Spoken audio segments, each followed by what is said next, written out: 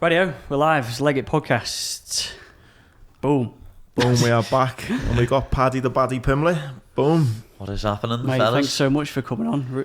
I think we've been waiting for this for a while, actually. So, yeah. I think we reached out a while and we knew it would happen one day, but just buzzing to finally get you, mate. I know, lad, I'm happy myself because we spoke about it ages ago. It was meant to be in the start of the year, but then obviously I had the fight coming up and then all this stupid shit COVID happened. So yeah, it's seeing you a while. I go to the game as well. I've seen you in Barca, I think, as well and stuff. And it was a good sip, but it was a bad sip at the same time. You know what I mean? It was, but yeah, exactly. But what we I like deserved to win that night as well, which was pretty annoying. We got slapped 3-0. What I love about that game, when I think about it, is I was in the Nou Camp for the Champions League semi-final. Yeah. I witnessed Messi score probably one of the best goals he'll score, and then the greatest bit about it was a week later it didn't mean fuck all because we went through anyway. It got flip-flopped. So 180 minutes, best 180 minutes of football I've seen.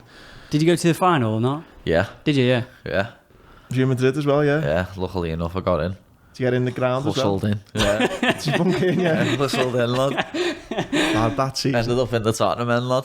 Did you? Yeah. But look, lad, it was mad. You know, a few of us like hustled in. It was after the goal went in, after the pen. Yeah, because that was like the first minute. We were stood by the Tottenham like turnstiles where you go in, and people were like, we were watching on a screen. I've got a picture on my phone where it's like 6 minutes in, 1-0 up. We're all just stand there watching it on the telly there. One of the lads got a pint in his hand where he's bought it outside. And then loads of Tottenham fans coming on there going, we've got tickets here. No, they must have bought it off a tout after he went 1-0 down. We've got tickets, and as they're getting through, there's just little gaps. Snaggled in. Slid in like a snake and walked down. All the people ran, they got chased, lad, but I just walked and like, I stood at the back of these chairs and was like, no one look at me, no one look at me, no one look at me. And I felt eyes on me and I was like, oh, the game's up, man, no good. Look, right, lad, and it was just someone I know works for Cage Warriors. Paddy! Oh, perfect. What's happening? Yes, lad. You know, there's a seat here, sit down. Straight in. Sat down there, watched the whole game, sitting in the Tottenham end. It's boss how things like that work though, because I had the same. We had I bunked into PSG away at the start of the tournament. Went to Paris with three of the lads, Sean, John and Phil. Didn't have a ticket. Well, I had a blag ticket. It was like just to pay like a tenner for one of the lads who just photocopied one of them. That's all I had to do to get through the first bit in Madrid, because you had to get through one bit, didn't you? Yeah. And then it was the next bit, so I used that to get through there. Never forget, he squiggled it as well, and then looked at me and went, what, lad, what's wrong? He just went, and I walked through. And I ended up getting that stuck off me though and ripped up. So no, like where there was gaps in the stadium. Yeah. And I was like that halfway through that like 3 times. Every time I'd jump over and see a steward there and thought, nah, I'm fucked. So I just got back and I made up I didn't just jump through now and try and run. Would have been messy. You know those, like you have like a machine to scan the thing. Ticket. My mate, I think it was Phil, went in first, got his ticket done, and then I was next, and obviously it wasn't working, the code. Yeah. And he's fucking on to me, this French fella, and thank God my mate Sean went, come on, hurry up, lad. You know, I'd like worried him a bit. And the French fellow went, oh, go on, go. Yeah. And I was like, boom, just get in. Thank you for that. And then, had me first, like, bunk into PSG. That was good. And then the final, the way you say, you just met your mate. We were in there. There was about 10 of us, but we were all split up around the ground. And then at half time, we all just bumped into each other. It was fucking amazing. Like, one of the best nights of my life. Just. I had to get round from, I was in, like one of the corner flags. I had to get around the stadium there, so when the final whistle went, I was just jumping over the little thing, just getting around to the Liverpool fans. So that was great. That was great. Boss, mate. Probably best start with the start, mate. I always think MMA is one of those things where it's coming to the mainstream now with the likes of Conor McGregor and that. So when I always meet people who are kind of, you know, been in the game for it feels like, well, your whole life, I always think, where the fuck was I when this MMA thing was starting? Do you know what I mean? Like, you must have been grown up with it, and like, you don't know, you're a few years younger. How old are you now? 25. So you're a few years younger than me, and I just think, like, did I fucking miss this boat or something? Like, was you just on it from the start? Or? Nah, like I weren't, you know, I'll be honest. It's just something I end up getting into because one of my mates, Kyle Wilson from Bayars, he was in a band now called The Sonder. Get that in for you, Kyle, lad. He showed us fights, lad. It was just one of them. I'll never forget, he showed us Diego Sanchez versus Clay Guida. And it was a proper crazy scrap. Like, just absolutely uppercutting each other. Just from like this far away from each other. Proper have it for 3 rounds. And then he half told me to keep watching it, and I half did. And I remember watching one live, UFC 103, Belfort versus Franklin. Belfort knocked him out. And I went for a jog at like 6 in the morning when I finished. Like, proper weirdo. But I ended up speaking what, to... just because you were so like, this is what I want to do? Then I spoke to Kyle, and then spoke to another lad out of our school, Jay, whose sister was with Joe Neal, who is now a PT. He runs the lab in town, and is that linked up at Liverpool University? Yeah, I think so. Yeah. But Joe was fighting at the time out the Next Gen, so I just ended up going there, and then. And how old are you at this point? 15. So 10 years ago. 15. So 2010, yeah. Yeah. Right. The 20th of January it was, because I just got my new minutes that day on my phone. So 15 is 15 quite late to get into? Is that a late age, or is that like a not now? Especially at that time, it was young to get into it. Really? You know what I mean? Yeah.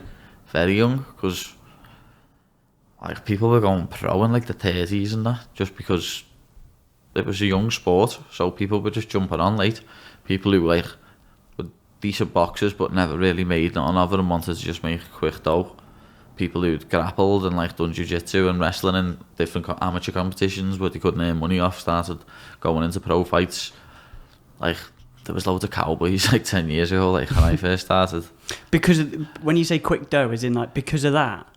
No. A bit of that as well, know what I mean? Just because it was people who had a little background and something thought that they could go into this, win about 6-7 fights, be on a streak, start getting paid well and get in the UFC because they had a background in something else. Where they didn't think about it, where like I've got to do so many other things as well. Yeah. Like, but still 10 years though, I think you kind of, you're paying yourself a little disservice there. You've had 15 fights, is it? I'm 15-3 pro and I was 9-0 amateur. So you've had a lot of fights in just 10 years is not a long time though. I've hardly fought in the last few years, to be honest. I fought in March, and my last fight before that was the 1st of September 2018. You know what I mean? So 2 fights in 2 years. But like one in 2016, I had 4 fights in 9 months. You know what I mean? Really? 4 fights in 9 months? Yeah. I think that's when, without skipping ahead, but that's when I think you were just on everyone's radar, wasn't you? Like, fucking hell, this lad Paddy from Liverpool, fucking hell. But I still just think, mate, for what you've done already, that's a lot in like 10 years for picking up a sport and then doing what you've done. It's not even 10 years, it's only 8 really, isn't it? Yeah, it is, you know what I mean, because I've hardly fought recently, but I went pro when I was 17, so it's literally, it's all sort of new. Like, and had you ever done boxing or like that? Or I've done like 2 weeks of boxing with Ian, one of my half mates, you know what I mean? We had Mark Scanner one, and he said that like he was just always getting into scraps and stuff. Were you one of those type of kids, were you? No. I think I had 4 fights in school, all of them in year 7. You know what I mean, as you do. Or I might have 1 fight in year 10 or something, that's about it. You know what I mean? Like, I didn't really used to fight on the street or nothing, but I was always like an angry kid. Yeah. I had like a little bit of built up anger in me. I was always small though. Like, I was never this big I am now. I was normally like the smallest or the second smallest kid in the class. How tall are you now? Like 5'11", 5'10 and a half. But I had a growth spurt when I was about 21, 22, I was late. You know what I mean? So when you turned pro at 17, was there a point where you thought, Jesus Christ, like this is like welcome to the big boys club here, like this not is... at first, because my first 3 fights were on like basically the same show. I was still fighting in the Olympia, and your first few pro fights aren't as hard as your last amateurs in MMA. Yeah, right. Just like in boxing, after you've had like your tough amateur fights, like my first fight was against someone who was like 3-22 or something. That's what it's like in MMA, you know what I mean? But he was a seasoned vet. He'd fought, like everyone he'd fought had like went on to win more fights. So I fought him, and then I fought some Irish fella who was on 1, Dougie Scott, and then I was meant to fight some lad called Michael Jip Cutton, who fights on Bellator now, but he pulled out like 2 days before, on like the Thursday, when I was sitting in my flat at the time, eating dried chicken and veg. You're messing. I'd end up getting a fight against it. They said he was a pro boxer. Jack Drabble his name was, but I TKO'd him in about 30 seconds. And then I went to Cage Warriors and I started having my hard fights. Like my first fight on Cage Warriors was one of my hardest. I was 18 and fought some fella who was like 30, and he'd sparred with Fishy and done very well against Fishy, you know what I mean? So I think that's mad, just in, mate, 18 to 30. When you're 18, you don't get that like man strength, do you, till you get older? I think like he was 30 something. In my first fight when I was 16, I fought a 24-year-old. Jesus. Who'd beat another lad from our gym previous who was a year older than me. That is insane, that, isn't What it? have you got that feeling? I always remember speaking to it was to Paul Smith, it was, and he said that when you're in that kind of 12-week thing, it's like that feeling of you know, if you're having a fight after school, it's like, I'll meet you at 3:30, whatever, at the gates, and it's that like, fuck, I've got to wait all day for this fight. It's like that for 12 weeks. It is like every time you I couldn't fucking do that, man. Every time you think of your opponent, it's one of them. You know what I mean? You think of him, you just think, oh, I will smash your head in. You know what I mean? I'll be honest, I'd rather have someone I dislike to fight than someone I don't mind. You know what I mean? Yeah. It gives it a little bit more spiciness, and you don't like each other. Because it's easier to get riled up. Yeah, I want to absolutely punch the face in. It is. And when you see them on when you see them on social media now, you can't. Obviously, I don't know if what it was like back in 2010, but even more so now is like you can see them more like Darren Till's tagging people in fucking left, right, and centre. Do you know what I mean? Like that sort of like that's brilliant. Lad, it's funny the way you say that because lad, in 2010, oh no, sorry, 2011, there was the Cage Warriors forum, which UK MMA, everyone put stuff on there, and I put something on the amateur forum, but got the most views ever on the amateur forum by a mile, and I put I am the best amateur bantamweight in the country, someone dispute this, and I got crazy replies. I think there was 5-0 at the time, and he named like 4 other people, and I beat all 4 other people and ended up going pro, you know what I mean? But they named more, but I didn't end up fighting. I ended up just beating them people and going pro. But lad, should have seen some of the comments. I wish you could still get that thread up, you know. Lad, the Cage Warriors forum, lad, and I should have put it on the pro one, because like I just thought, oh, I'm amateur, I'll put it on the amateur one, but I should have put it on the pro one. Lad, there was all people giving me hell, all people agreeing with me, all people this. But like there was pure names I could put on there, and I ended up fighting like 4 out of 6 of them or something and beating them. And so do you think that helped you then? Yeah, like that got me a nice deal as soon as I went pro. Most people when they first fight pro, they're getting a 3 to fight. You know what I mean? And then like maybe a ticket deal. Yeah, like as soon as I fought, because I thought they had like a little name and I was selling tickets there, and then on Cage Warriors forum and that, I got a 3 fight deal there. It was 5 ton a fight, and then 550, 6 ton, and I got like a tenner on every ticket. Really? Yeah. Your tickets, because you, again, that's that thing where because on social media people like you and they can think that they can relate to you, like you're kind of one of the lads who's done well. Your ticket sales, you must be flying with that, having that support. I do well with ticket sales, I really do. It's something I love me fans for, lad. They always support me in droves. No matter where it is, I know I'll sell hundreds of tickets, whether it's in the other end of the country in Wales or Scotland, or they have to get on a plane and go somewhere, lad. They'll do it. I know they will. Is that how usually it works then? So when you're starting off, you get, I mean, not to mention the money side of things, but you get a certain section of the ticket sales, and then does that slowly start to reduce, and then you just get paid whatever you get paid? So like, yeah, well, like when you're amateur, you get you don't get paid, and you get a 5 at a ticket or a 10 at a ticket. It was that long ago, I can't remember. I think it was a 10er, and then when you went pro, it was a 5 at a ticket, and you got your purse. One of the promoters used to try and make you sell 30 tickets at least, or you didn't get a purse in the Olympia. But like there was people from our gym that were from like Chester and stuff like that, and didn't have that many people able to come to them, and like Scotland and stuff. And he tried to bump a few people, lad. Thought it was like back in the day in the MMA world, lad. It was mad. It was proper mad.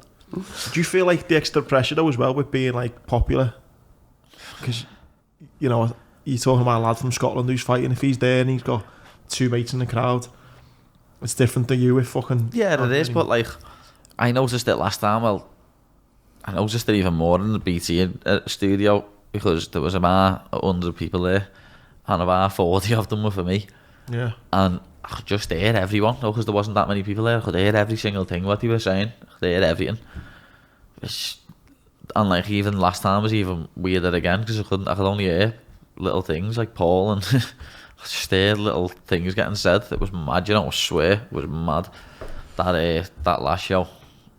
What? When was this? The 20th of March. On the 20th of March. Yeah. When there was no crowd. Yeah, that one was just weird. I could hear Paul singing my song behind me. I know, yeah, because that's so like that. Well, I suppose you got the very first time, or I suppose like maybe in any, because that was the day everything. The pubs got. We were just talking before. That was when the pubs got closed. So really, that was the very first time for, I suppose, any sporting event. And it was the last one for a few weeks as well. Yeah, that was the last sporting event for ages. That literally had no crowd whatsoever. Like I even at one point there was a Matt from our gym fought earlier, and I went out to like half time and shout a few things, give him a little bit of help. And I asked me if the curtain and just had my head looking through, and someone come over and was like, Paddy, you're going to have to go back in the back. Can't have anyone standing here. I was like, what? Mad, it's insane, that is it. And what is a fighter then? Like, what was that? Yeah, what was that time? What was that fight like without a crowd? It was like a spar.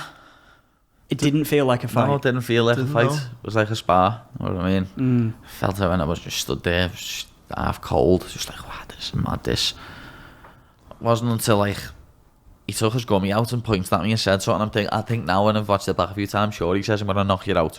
I think that's what he says anyway.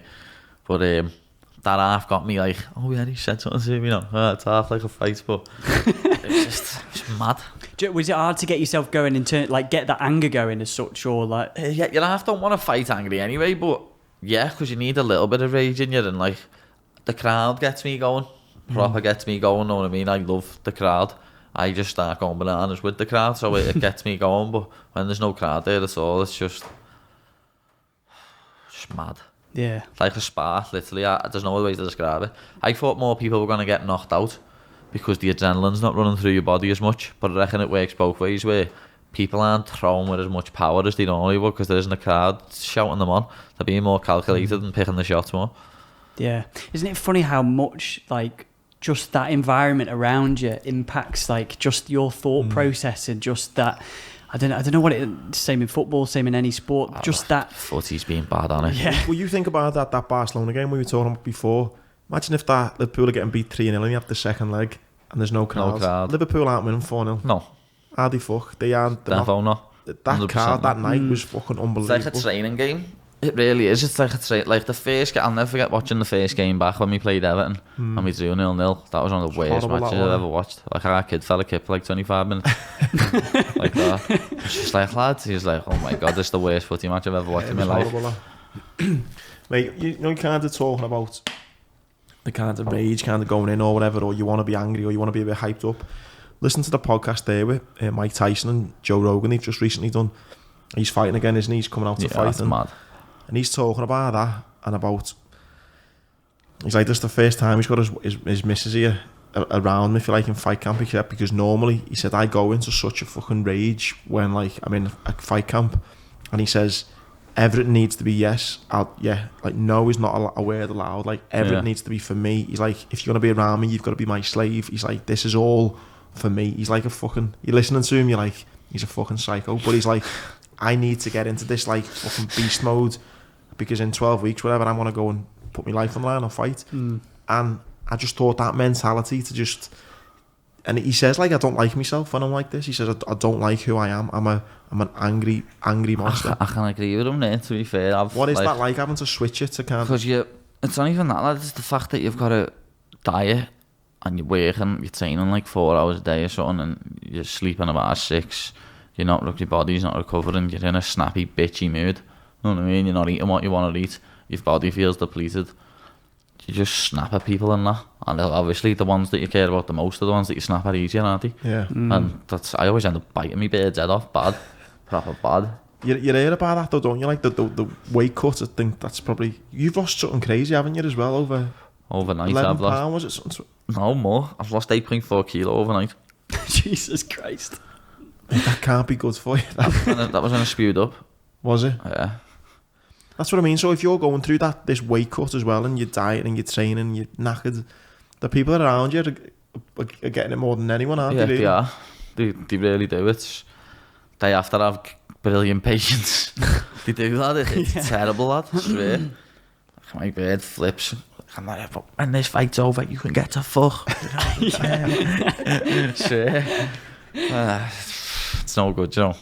Yeah, you don't think about all that stuff behind the scenes, that you just like, you see you walk out, you see the music, you see all that, you know, you see the things on Instagram and all that, but you just don't see the fucking absolute pain and work and sweat and As Al Pacino says, lad, there ain't no sunshine and rainbows. You know what I mean? It isn't, lad. People just see the end product. everything on the way there is horrible. Mate, when you're walking out as well, that feeling, and you must think, especially obviously not on the 20th of March, but just the crowd as well. And that's what people who watch, like, that's what I see, that's what you see, it's what we all start walking out, that fucking pumping, that. But you're 100% right, you don't see fucking 6, 7 weeks, 12 weeks, whatever it is behind that, of you biting your bird's head off. you know, I don't know, sweat, blood and tears, all that beforehand. They can't be arsed waking up going, oh, fuck this, I can't be arsed with this. All that. It's, mate, it's an incredible sport. It really is. It is, like, it's no other sport like it. There really isn't. Like, I know people say boxing's like the best thing that there is, but now personally, it's not. Because the best fighters don't fight the best fighters in the UFC and all other MMA organisations, they do.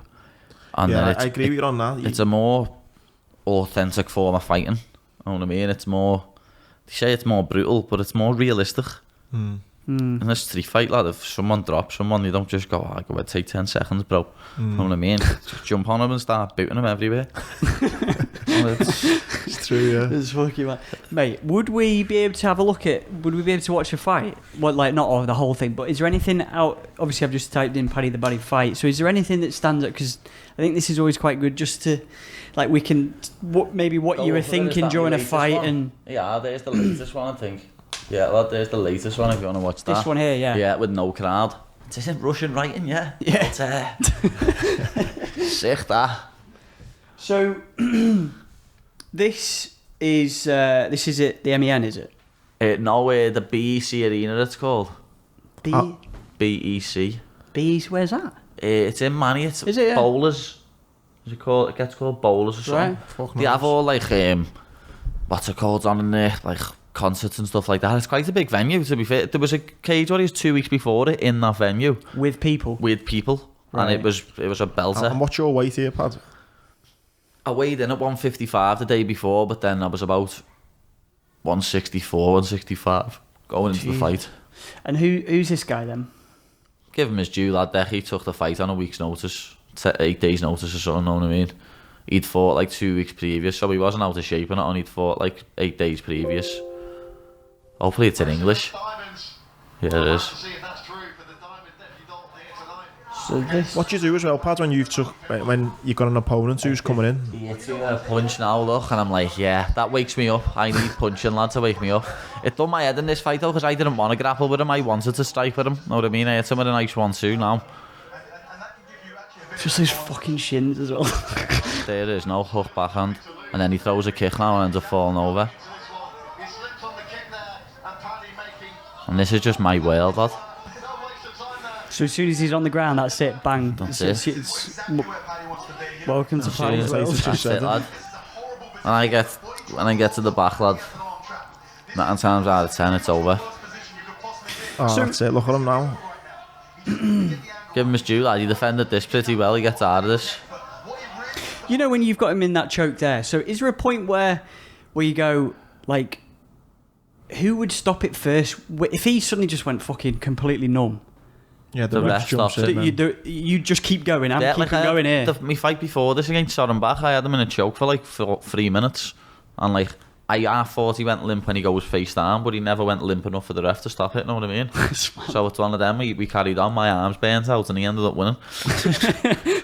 On that though, Pad, when you're saying he took a 10 days notice, what are you doing tactics wise, whatever? Because you can't, if you've spent 10 weeks planning for a certain person, then it changes. Leading into that fight, I was meant to fight Donovan Desmay again, and then that fell through, and I was meant to fight an Italian, and obviously with the corona that fell through. So I was just saying, I'll fight anyone, get me a fight against anyone, and Decky Dalton said to Cage Warriors he'd take the fight. So he'd fought like 10 days before, so we had like 8 days or 10 days or something to prepare for this fight. Don't know what I mean? He'd fought like 12 days before, so we had like 9 days.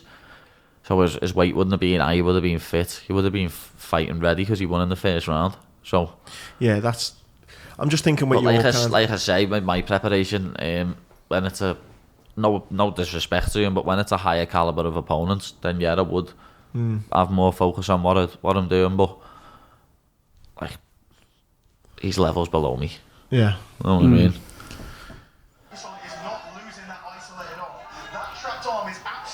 But look here, the choke's above his chin. So he's pushing his chin down to yeah, so I can't get underneath.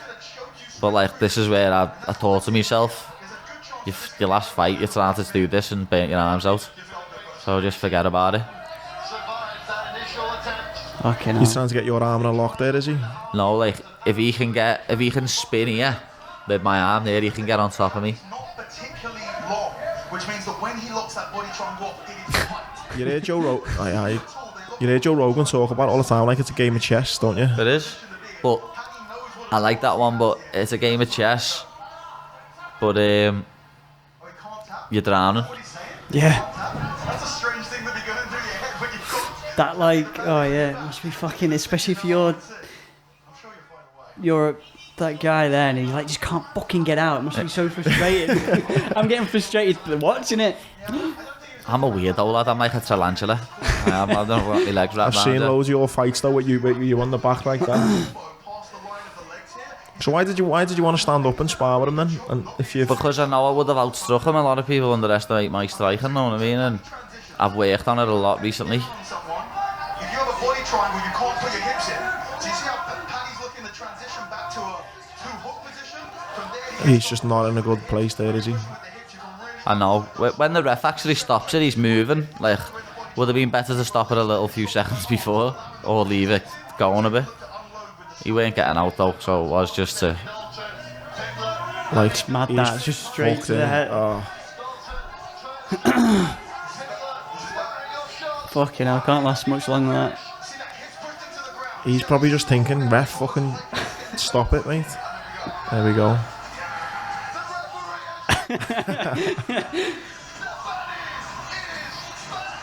See, the week, 2 weeks earlier, that arena was full. Yeah. It's insane that, isn't And it? now it's just there, it's just empty, lad. It's mad. So is this where you fucked your hand then? No, my hand was already fucked. I'd got a cortisone when I was meant to fight in November in my hand. In both hands. And... Because you're telling me before we started, you got an operation booked, haven't you? So you fought there with your hand already fucked? yeah. Fucking hell. Jesus. Like, fucked as in, like... I need surgery. It needs surgery. I've got a ligament fully snapped. What's missing? The ligament in between my lunar and my scaphoid snapped, and it's just disappeared. And he said me scaphoid's doing a backward somersault and my lunar's pushing away, so it's making the gap in between my angle like that. Isn't there a party where I know you won where you're thinking, I'm a fucking knob, why did I take that fight? It's the fight before where I think that, lad, where I got beat. You know what I mean? It's the fight before where I think that. So that's the second fight you fought with a fucked hand? Third fight. 2-1. 2-1 with a fucked hand. So, what? Yeah, how come you haven't had surgery then? Like, since that first time it was fucked? Because I didn't know the extent to it until I kept, it wasn't this bad, know what I mean? I kept training, and it got worse and worse and worse progressively. But like, I just feel like a girl if I just stop training, know what I mean? So I feel like I need to keep training and keep training. And the same with the other hand. I ate that month before I ended up getting surgery and that. But it was just getting on with it. Like, a lot of fighters do it in MMA, you get injured and you crack on with it. Yeah. I don't think... I understand that. Like most MMA fighters don't go into a fight without an injury. Really, yeah? Yeah, bloody hell. And even if it's just a little niggle, just a little ankle bruise or a little elbow flare or something, know what I mean? But 9 times out of 10 fighters go into fights with injuries. Yeah, we had Jazzy Dickens on, and I can't remember what fight it was, but he was... it might have been that one that we watched at the he said about Olympia. his hand, didn't he? Yeah. His hand was just completely fucked. He didn't right want hand. to tell anyone, did he, for Yeah. a while or something? Yeah. Just that level of just like, it's mad that, isn't it? That you have to hide things like that, and just for this... You forget though, I suppose, it's like, if I don't rock up to work tomorrow, then I ain't getting paid for the day. Do you know what I mean? Like, if you don't rock up for the fight, not only are you not getting paid for that, but you've got the thousands of people, or how many people. That was it. With that one in the Echo, it was for the world title. I was getting a big payday, and it was for my own people. You know what I mean? And the Echo Arena, most people who'd already bought tickets to watch me. Didn't want to let everyone down. Yeah, that's it, isn't it? Mate, on that as well, one thing again, going back to the Mike Tyson chat I've just heard, and it probably works out perfect because of your reaction. For anyone who's just listening to it, you obviously fucking start screaming down the camera, you fucking look like you're on one. Mike Tyson says in his things, he says he's got into a lot of problems in his career. I know Mike Tyson was a bit mad anyway, but he said a lot of the problems where, you know, he's trained for 3 months. Like I said, he's got into this, like, turn himself into an animal. 3 months, and then he fucking kills the guy in the first round. You can't just turn that beast off then, do you know what I mean? No, you can't. A lot of the time he'd then go out that night or whatever and he'd still be fucking right, someone fucking kills.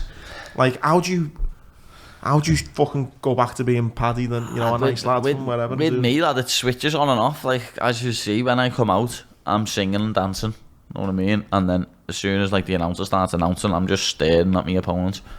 And then as soon as the fight finishes, I'm the same, you know what I mean? I just go back to myself. When you come out that arena, though, you feel like all calm again? You know? Yeah, like... I'm just... I love having a night out with the lads. You go out after it? Yeah.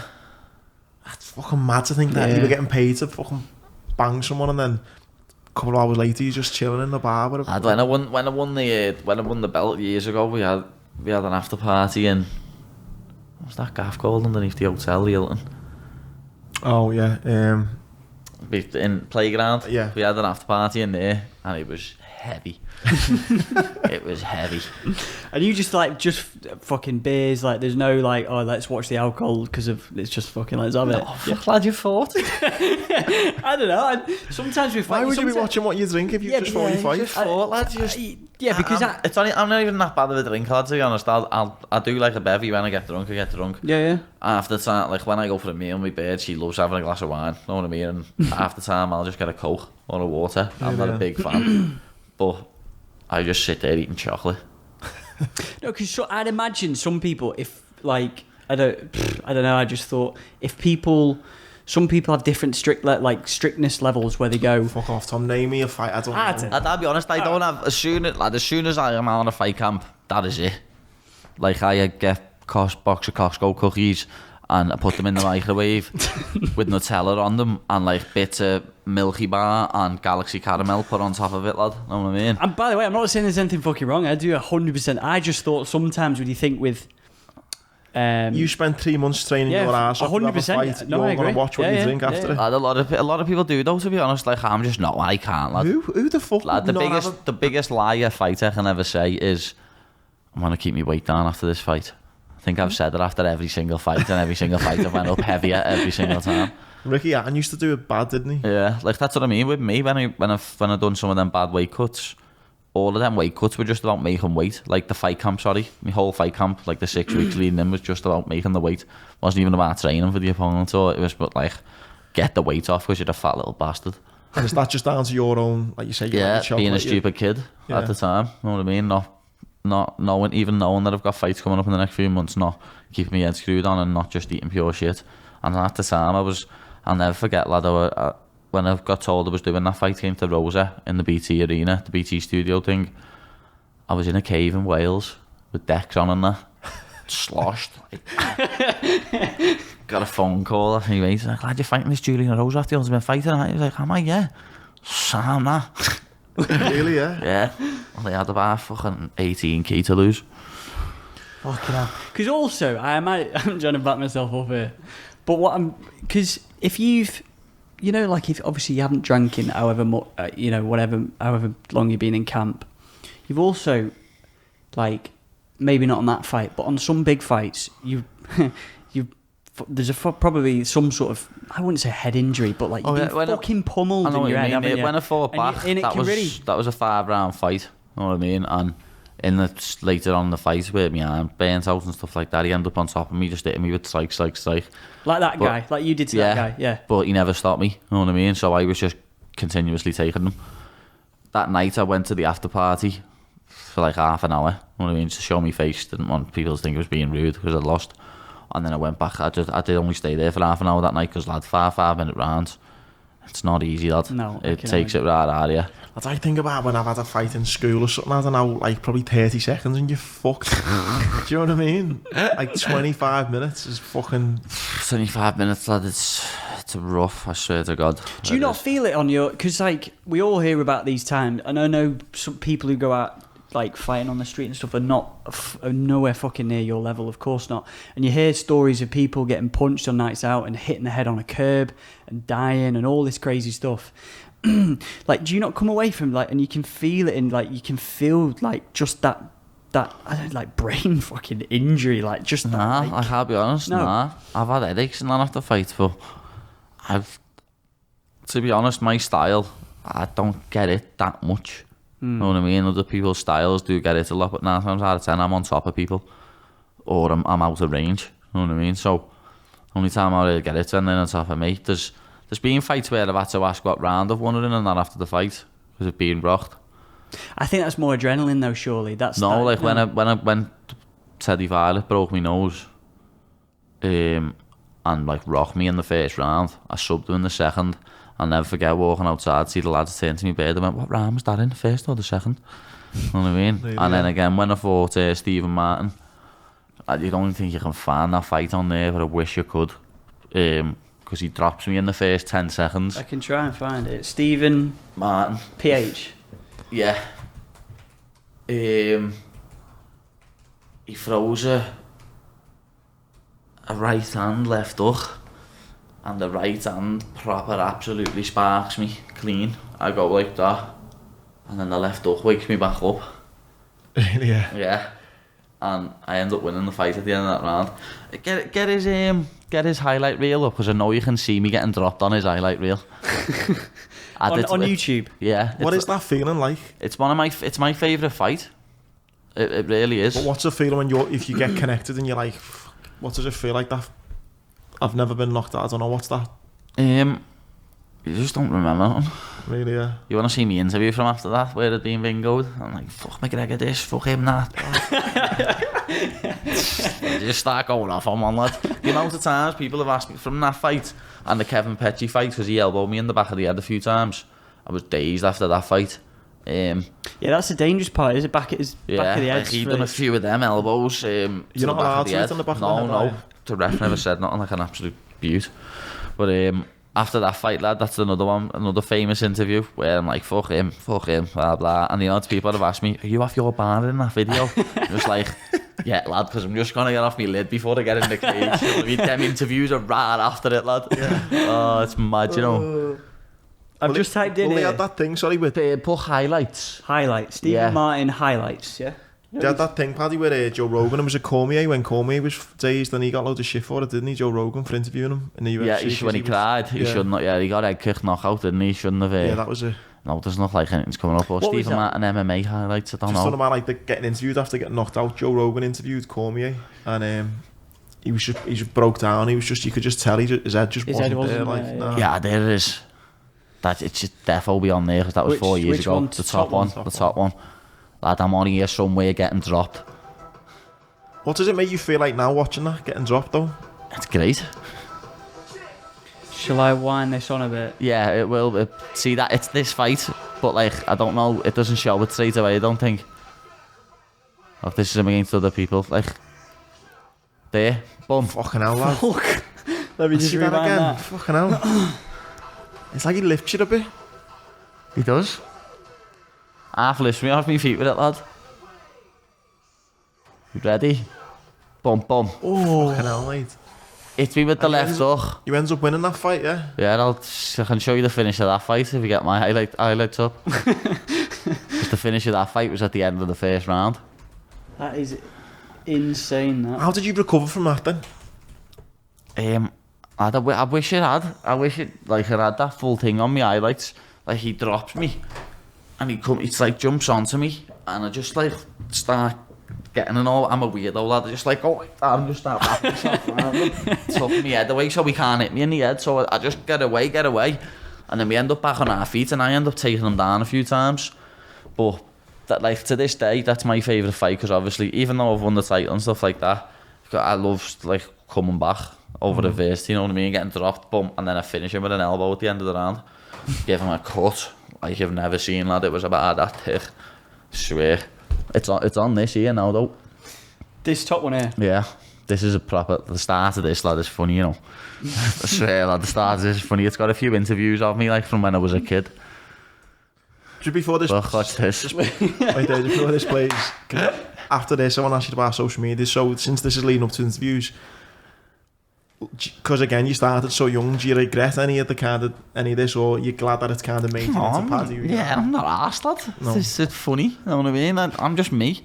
Yeah. And I always will be. I won't put an act on for no one. I won't try and act anything different for anyone. So that was me when I was younger. that's nice that you feel that way. What's your name? This bit's funny, yeah, Joe.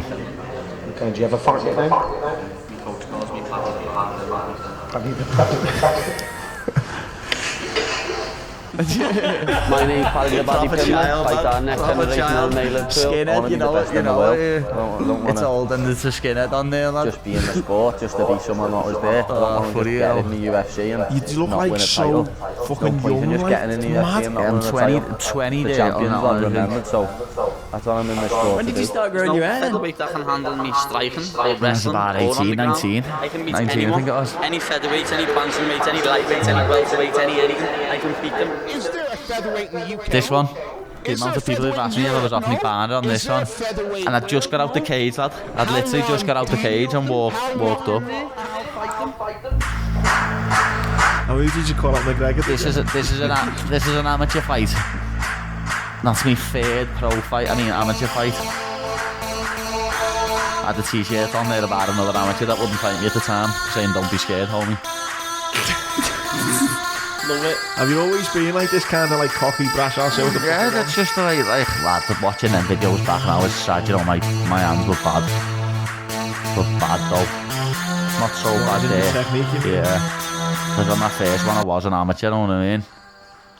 When I was an amateur I was just a grappler. Is there a part of you, like, with that t-shirt and stuff, and in the back of your mind thinking, especially then, like, I'm here to sell tickets, so, like, let's create... No, not even that. I just wanted them to fight me, lad, because people said he was from another gym in the city and everyone thought that he could beat me, lad. And I knew he couldn't. You know what I mean? I knew he couldn't. And what's the goal, Pad, when you're starting off? There, are you thinking, I just wanted to fight. Is that No, what it I was, just wanted to fight at first. And then Paul ended up saying to me, you can make a career out of this, you know. And I was like, do you reckon, yeah? Let's Really? fucking So you do this didn't then. kind of go into it thinking I want to be champion, I want to be UFC? 'cause I was quite clever in school. I ended up going to college and then after school, that was my third pro fight. That's mad, that how you're just thinking you're school, college, and then all of a sudden you just... Yeah, and then I kicked out of school, but I was still in college. You know what I mean? He was a Commonwealth bronze medalist, and everyone thought he was going to school me. I took that fight on 4 days' notice and smoked him. And smoked. As you can see, these are my amateur fights, and I was mainly a grappler. I was just taking people down. Look, that's how bad my striking was. Fucking hell. It's mad, this, isn't it? It's just brutal, innit? It is brutal, Proper yeah. brutal. Do you know what I love as well? I love that, like... Lad, this one's half horrible, lad. His arm nearly snaps. Or it pops a bit. Fucking hell, yeah. This now. Is 4, was that not what you meant? This now, watch. The ref stopped it. Fucking hell. There's a takedown here where I drop him on my own foot, lad. You want to see the size of the foot me foot the next day? Yeah, where is it? It's not this one. I ended up flipping on the ref for that. Stood us up as I took him down. This. See that he landed on my foot, me flag. Went to circus the next day with the lads on the Sunday. I was walking around like that, lad. Oh, it was heavy. That was my second to last amateur one. So you said before your first pro was easy, your amateurs, like these last amateurs were like... Yeah, it was tougher, they was. Like, that was my toughest amateur fight. Matty Steele won by split decision. And at this point then you're thinking, right, I'm on That was my my way last one as well. Was proper bad blood leading into that one as well. But are you thinking now, right, I'm on my way to pro now, I'm thinking... Yeah, at that point, yeah.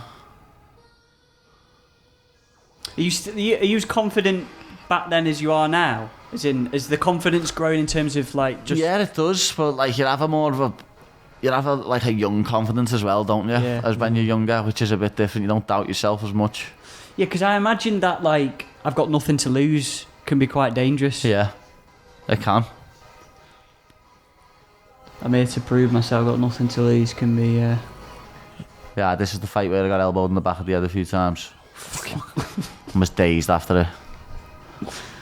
The end of the first round, he elbowed me in the back of the head a few times, but then I come out and subbed him in 2 minutes, so it was sweet. He just knew straight away there you had him, didn't he?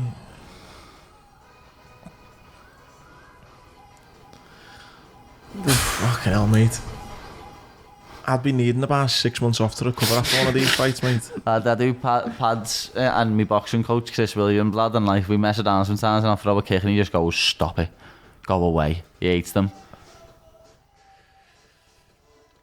Mad. But you know what though, like I consider myself like really, like I'm really quite fit, but then you just look at that and I don't think I could fucking do, even if I had love them elbows skill. there, bum, bum, bum, bum. I don't think I'd have, even if I had the technical skill, don't think Is there Stephen Martin you could next? go the 25 minutes. No. Yeah, look, he dropped me in the first 10, took him down a few times on this now, boom, boom, elbow. Oh, it's a nasty cut. There's blood on my arm already there, where you have the elbows hit him, coming back. Fight got stopped straight away, yeah. Dazed to fuck, I start dancing in there. Mate, it might sound like a stupid question in terms of do you feel pain, but is it more of a dazed sort of like adrenaline sort of like that then comes after? Do you know what I mean? Or you mean, or you feel pain in the fight? Yeah, like when, like for example, like when you drop that guy on your foot, is it like it'll start slowly edge, or is it like fuck me, like as in like I can't really? Do you know what I mean? No, like, I don't feel. You don't feel nothing in a fight. You know what I mean? I think the one thing that you would feel would be a body shot or an accumulation of leg kicks. You know what I mean? Yeah. They'd be what you'd feel. If you get hit with a body shot clean, there's nothing you can do about it. Your body shuts down, literally. You just go to the floor. You can't help yourself. Just like when you get knocked out and your body goes stiff, the body shot's exactly the same as that. So it'd either be that or an accumulation of... Yeah, because when you get in there, when you like get knocked out, I suppose that's just your body trying to protect itself. Yeah, from whatever. Brain trauma. Yeah. Just literally, I'm closing down now. That's it. Trying to stop itself from further trauma, because the more continuous shots that you end up getting it with, it's just that one force or one punch as well. One punch, one kick, one knee. I always say knee. Your knee's the hardest part of your body. Hit someone with a knee, lad. Mate, at what point? Because a few of the questions got asked 3 different times. Was so first off, what point did it come and why did you not the UFC contract? Because people were like, why did he? I got offered it twice, lad. Got offered it as soon as I won the belt. But then Cage has given me a brand new deal. What was stupid to turn down at the age of 21. And then they offered me again when he come to the arena. But I was fighting for the world title fight. I knew it was coming up. So it was either that or that. And I didn't want to rush into it. And as we know now, at the time I had a broken hand. So I would have been fighting in the UFC with a broken hand. But it's one of them. Did you regret glad, it, do you? No, I'm glad I never, because I was a young kid.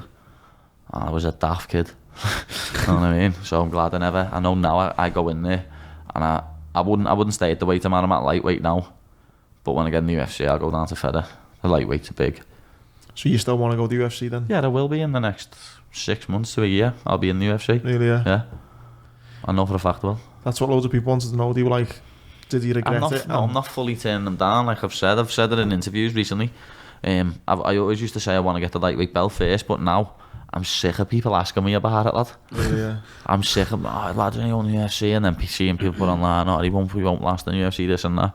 But I know now I go there and I beat top 15, top 10 fighters in the featherweight division easy. Not for a fact to do. So what is the difference? So I'm not too clued up in terms of that, but what's the difference between Cage Warriors and UFC then? It's just like another organisation. Just a different organisation. Yeah, it's a different organisation. But if you look at the fighters what go from Cage Warriors to the UFC, they do well, lad. People think that they don't and that, but they do. You know what I mean? Jack Hermanson fought on the same card as I've fought on Cage Warriors, fighting Till in December. You know what I mean? Jack Shaw's 2-0 in the UFC. Molly's a few fights deep in the UFC. You know what I mean? There's loads, lad. Brett Johns. There's plenty of fighters that went from Cage Warriors to the UFC, and the one everyone mentions is always Bisping, but he was a long time ago, and Dan Hardy and that, but still, they're on 97 fighters signed from Cage Warriors to the UFC, you know. Really? And I know for a fact I'm going to be in the next 3, you know what I mean? It'd be nice to be number 100, because it'd be quite significant then. The face of the Cage Warriors actually moving on when it's number 100, when it gets into triple figures. Right, I didn't know, yeah, I didn't know the but obviously with the UFC, I feel like the UFC has got a bigger brand in terms of the reach and the amount of money that's there. Yeah, it is. And, yeah. But the only thing about the UFC is you get paid in dollars, you get taxed over there, you get taxed over here. It's Oh, do you, right? Yeah. Fucking hell, I didn't know that, right? You get taxed when you fight over there, then you get taxed when you bring your money home. You know what I mean? Really? Yeah. Even if you fight in the UK? No, that's the good thing about fighting in the UK. Right. So, But like states like Washington and that have like 50% tax and that, don't Yeah, they? I remember I was in Vegas and I bought a watch and she went, where are you flying to after here? And I said home. I said I've just come from LA, but I've done LA, Vegas, and then I'm going home. She'd take it out the box and that. She went, if you were going to LA afterwards, she went, I would have sent the watch to your hotel. You would have paid less tax on it. Because they have different tax codes in different states. So Bell to that. So but I couldn't fucking do it because I was going home. So I had to pay like say 10%, but it would have only been 7%. Yeah, when I went to Mexico with my bird, when we went to Mexico years ago, I got her a watch while we were there, and that was like tax free or something there compared to like what it is here. You know what I mean? What it is back home. Yeah, it's fucked up. When you're buying watches, though, I always think you always think at the airport, it ain't fucking cheaper though. I don't think. Oh no, I never got one in the airport. I got one in like a shopping mall there. But even in the shopping mall, I don't think, because like the classic brands, like the big brands of watches, like this luxury. was a Tag. All right, yeah, Tag. Even all the big brands like Rolex, Breitling, all those big luxury brands, they keep I weren't buying it because it was fucking. I was fucking bladdered. I just won in Vegas. I was buying a watch, mate. Mine wasn't like, no. This is a good investment. No. Of course not. But what I'm trying to say is, like, they keep all the fucking watch prices the same worldwide, surely, because then otherwise people just be flying to Hong Kong to buy buying watches. Yeah, but watches and then. Obviously, the ones that people are buying like that aren't limited edition ones and stuff like that, aren't they? And there isn't so many of them. Like, loads of them are like them Patek Philippe ones where they're like 250 grand. Yeah, I didn't know much. I wanted to buy one, and she was like 18 grand or something like that. Scary lad.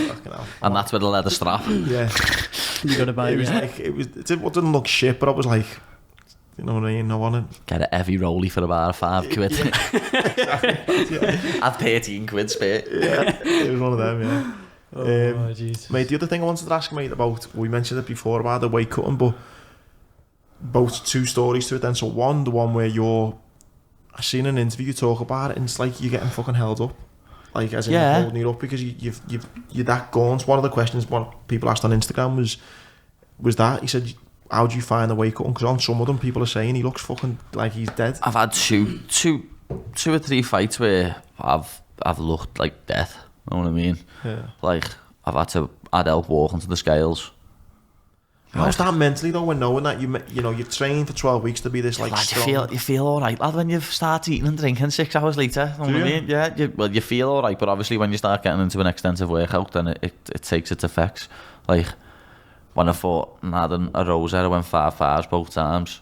I won one and lost one, but I probably lost the later rounds in both fights where the weight cut proper affected me, where my body just I depleted it that much that it didn't have no more giving it on the night. You know what I mean? Do you think that should be changed, like the rules around it? Or it'd be nice to, but no matter the way it gets changed, that people are gonna, it's not cheating, but people are gonna kill themselves to make a way to have an unfair advantage on other fighters. It's just the way it's always gonna be.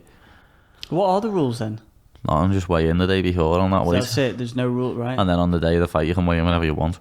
Right. Like Paulo Costa, who's fighting Adesanya, I think he weighs in at 185, and he'll walk in the cage at about 210 easy in. Fuck, so what's that? Is that down to him cutting so much weight, or just trying to? We have to do it purposely as well, to be honest. We have to do it purposely so that you lose water weight, and then you can just put it, like water weight is just water coming out your muscles, innit? So you can just put that straight back on and have all your weight going again. I think one of the fighters where you can see it most is when McGregor done it. Oh yeah, and he looks like a punter. And then you see when he's like in his later career, you're like, fucking hell. That's what it is, lads. I've looked like that a few times to make featherweight, and I probably will look like that again in the future when I go to the UFC and I'm making featherweight. You know what I mean? So that's what you're gonna do, drop down. Yeah. Bloody hell. And what was the other make? I know this, like, I know what happened in it, but I just wanted to touch on when that lad didn't make weight and he's fucking sitting there eating and stuff. And lad, that's what I mean, the way you touched on how bad I've looked at weigh-ins. Lad, and I've seen other fighters look bad at weigh-ins. I genuinely have, lad. I've seen people getting walked. I remember at the cage where he's in Liverpool at the start of the year, or last year, someone just walking in the room like that. I swear, no, I'm not messing. I was like a zombie. Liam Gittins it was, lad. He'll tell you himself at the end of the fight, end up getting pulled. Because he just like walked in like that, lad. It was one of the worst cuts I've seen, but like I've been like that in the past. And to say that you've been passing out and that, because that's what Giannetti said, I've been in the sauna, I've been passing out, no more water's coming out of me, I can't lose any more weight. Then you'd be like that. Was that what this guy then who failed weight, that's what he said? Yeah, but he was just standing there. Like, he looked a little bit gaunt. That was it. Not like, lad, you'd end up with a bog eye. Yeah. You do. You'd have one eye in Huyton, one eye in Brighton. You know what I mean? You're like that. You'd end up with one eye like that because you've cut that much weight. Lad, you do. I'm not even messing. You've depleted your body that much. You end up with one eye like that. And he's just sitting there. And then, like, he has a swig of water and the bite something, and Adam goes over to him and says, lad, what are you doing? You've got to get back in the sauna. You're going to make me? Jumps up and starts fronting it. Lad, if you were fucked off a weight cut, you'd be like, lad, go away. Yeah. I'm dying. You know what I mean? But, well. Sausage come over for a free holiday, lad. Is that what you reckon, yeah? He'd never left America before. So we thought, and it was one of them, like, I hadn't fought in about a year. Or like 14 months or something. 15 months even. And, he's thought, oh, took her on a week's notice. He'll fight me no matter what. That's what he's thought, I reckon. But I weighed in a pound under. I weighed in 154. And he weighed in at 164. You know what I mean? So he was 10 pounds heavier than me. And would there have been a weight where you would have said, listen, fuck it? Yeah, the next day I would have, because he weighed in at 164 or 163.8, I would have said to him, lad, weigh in tomorrow at 6 o'clock at 165. So you're not even putting any weight back on. You'd sit. But, and I would have fought, yeah. But Cage Warriors have never done that before. They've never done like they done that with Till and Wonderboy, didn't they, on the day he had to weigh in? But Cage Warriors never done that before, so they didn't want to start making new shit up. You know what I mean? And once you've after you've done the weigh-in, I suppose, can your body recoup that? It can, like, but like, quite quickly. You've got to eat.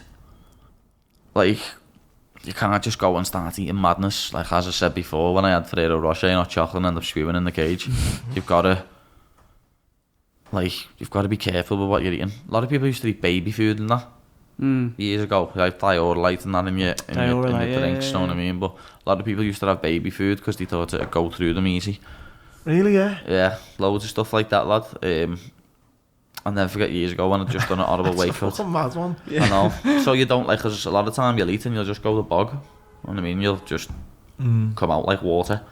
That's just what it's like, because you've like, before you do your weight cut as well, the week leading into it, you do no carbs. So you'll just have about 500 calories a day and just like chicken and veg, or scrambled egg whites of a morning. You know what I mean? And you stop eating 24 hours before. So say I'm weighing in on a Friday, I'll stop eating on like Thursday afternoon at about 12 to 3 o'clock, depending on what time your weighing is. I'll have my last meal and then have nothing overnight, start doing your bats. So by the time you weigh in, you're having F for like 24 hours anyway, 30 hours already. Is that the worst part of training camp? By a mile. We get paid to weigh in. Yeah. You know what I mean? That's what we say. You get paid to weigh in because you enjoy fighting. You know what I mean? We get paid to fight. That is mental. One thing I wanted to... So say, for example, we're on the 8th of September here now. Say you had a fight in 6-7 weeks. What would that like... What's the whole process then? So you get a call saying you're fighting on this day. And then do you then get the gears in motion of the trainer and all that, or is that all set? We'll just start working. Like, with MMA, you can't like have big long time periods off anyway because you fall behind. So you're always in the gym anyway. You're always training. You're never not training. You know what I mean? Like, I'm always training Monday to Friday, no matter what. Whether it's in our gym or whether it's in my boxing gym, whether it's just running. You know what I mean? Monday to Friday, no matter what I train. I usually train on a Saturday. And I like to rest on a Sunday. And that training schedule then, when you're in camp, is that sort of like, is that a 6 a.m. run followed by 9 o'clock doing it now? I don't. You know, like you mentioned the Barscano before, lad, the way hats off to him doing that 5 in the morning, lad. But I can't do that, mate. No, lad. Jazza does that though, and Jazza. I'm a night owl, lad. I sit up and playing Footy Manager on my iPad till about 1 in the morning or something, know what I mean? And get up at like 9 to go to the gym. But that schedule. But do you have a routine? Do you have a schedule during that time period then, or is it just? Yeah, I'll go to bed earlier than that, but I don't get up early. Like I love me sleep, me. Love it. One thing Jazza said though, it was mentally though, he was going, while he's a kip, I'm running, I'm training. Did you not try and think that mental edge that it'd give you, or? I know what you mean there, like, but I just think I'll do me every training when I get up anyway. I'll just do it in the day. I don't need to get up early to do it if I still get it done in the day. Yeah. It is, I'll be honest, it is easier to do earlier in the day because you've got more energy, like, yeah, boom, get it done. Like, I'll just do session after session after session sometimes. Like, leaning into my last fight I was doing on a Tuesday, Thursday. I was doing S&C in the morning at 9 till 10:30. There was sparring 10:30 till like 11:30. Then I was going and doing pads like 12:30 till 1:30. You know what I mean? And then the day ends then at 1:30. And then I probably wouldn't do it. And then later on, maybe just if I wanted to lose a bit of weight, to go on the treadmill and walk or something like that for an hour just to keep burning calories. It's a lot to do in a day, though, isn't it? It is, lad. That's the thing with MMA as well, because you've got that many different things to do. Yeah, it's a train. It's not as if like it's. Obviously, in boxing, they focus on other areas more, like, because it's just the one sport. They do the punching, then they work on the footwork, then they work on the head movement. Know what I mean? When we do boxing or Muay Thai or Jiu-Jitsu, we just have to focus on like one thing. Know what I mean? Mixing it all in is what fucks a lot of people up. A lot of people can't mix it all together. That's what makes me good, I think. The fact that I can box, I can do Muay Thai, I can wrestle, I can do Jiu-Jitsu, but then I put them all together well.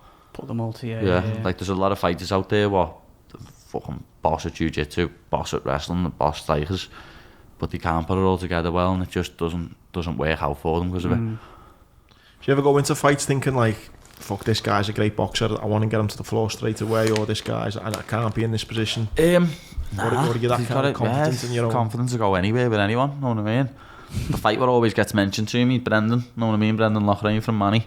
And everyone's like, oh, you just dive for his legs. I wouldn't, lad. I'd stand there and I'd strike with him for at least 3 minutes just to see what was happening.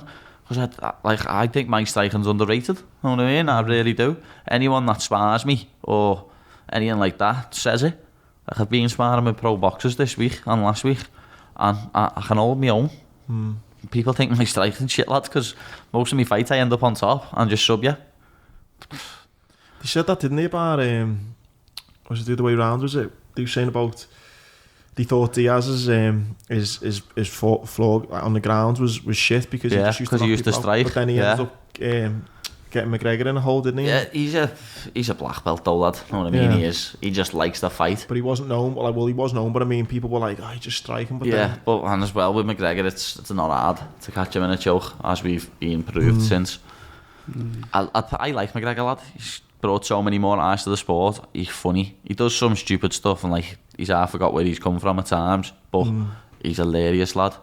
But like that Khabib fight, I lost so much respect for him because it was just a chin crank. It wasn't under his neck.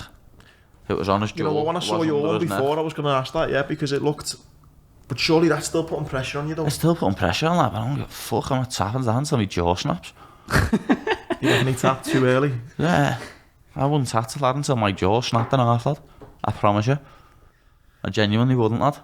So do you think he's just known that it's... He's just thinking, I'm fucked here, I want a way out. And he just got a way out. Really? Yeah. That's what I think he done. So is there a big difference to feel when it's on your chin or under? Yeah. Big difference, you notice it yourself. It's pain. It is. It's a little bit painful, know what I mean? But in a fight where your adrenaline's pumping the fuck and you've just been dropped on that, well, you've just been caught with a big shot and you've been getting pounded on top. That's nothing. Like, even if he would have given him the choke properly, lad, even if that would have been like that and he would have done that to get it and he got choked properly, I would have had more respect for him in that sense. You know what I mean? But like, I've got one submission loss, but it goes down, I don't even know if it goes down as a TKO, to be honest, because I went asleep. I got put in a choke and I went asleep when I was 18. You just weren't tapping? No, I just weren't tapping, lad. And I've always said that any choke I get put in, I won't tap. Because of a choke, lad, you just wake up. Arm bars and knee bars and fucking mad Kimuras and shit like that, you know what I mean? Yeah, because your arm's going to snap in half, lad, or your knee's going to get popped. But when it comes to a choke, nah, I'm not tapping to a choke, lad. You wake up, sharp, fine and dandy 10 seconds later. So it's mad. I really would. I'd rather go a kip. With the whole McGregor thing, it's this one, isn't it? Yeah, 229. Yeah, this 229, yeah. I remember them talking about this at the time. And Joe Rogan actually had a debate like this on his podcast, and someone was saying basically what you're saying. Like, he was saying that he shouldn't have choked, and Joe Rogan was going, nah, it still would have been a lot of pressure. It still would have been a lot of pressure. Rogan's right, it would have been a lot of pressure, lad, but it wouldn't have been choking pressure. Like, it would have been half a choke and half squeezing on your jaw.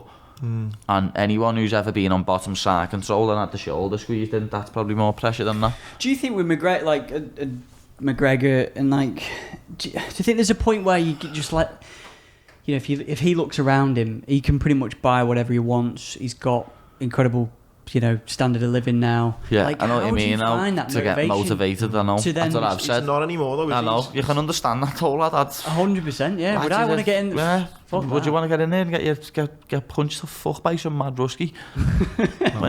when you're earning millions, lad, off whiskey and fucking sponsorship deals, lad.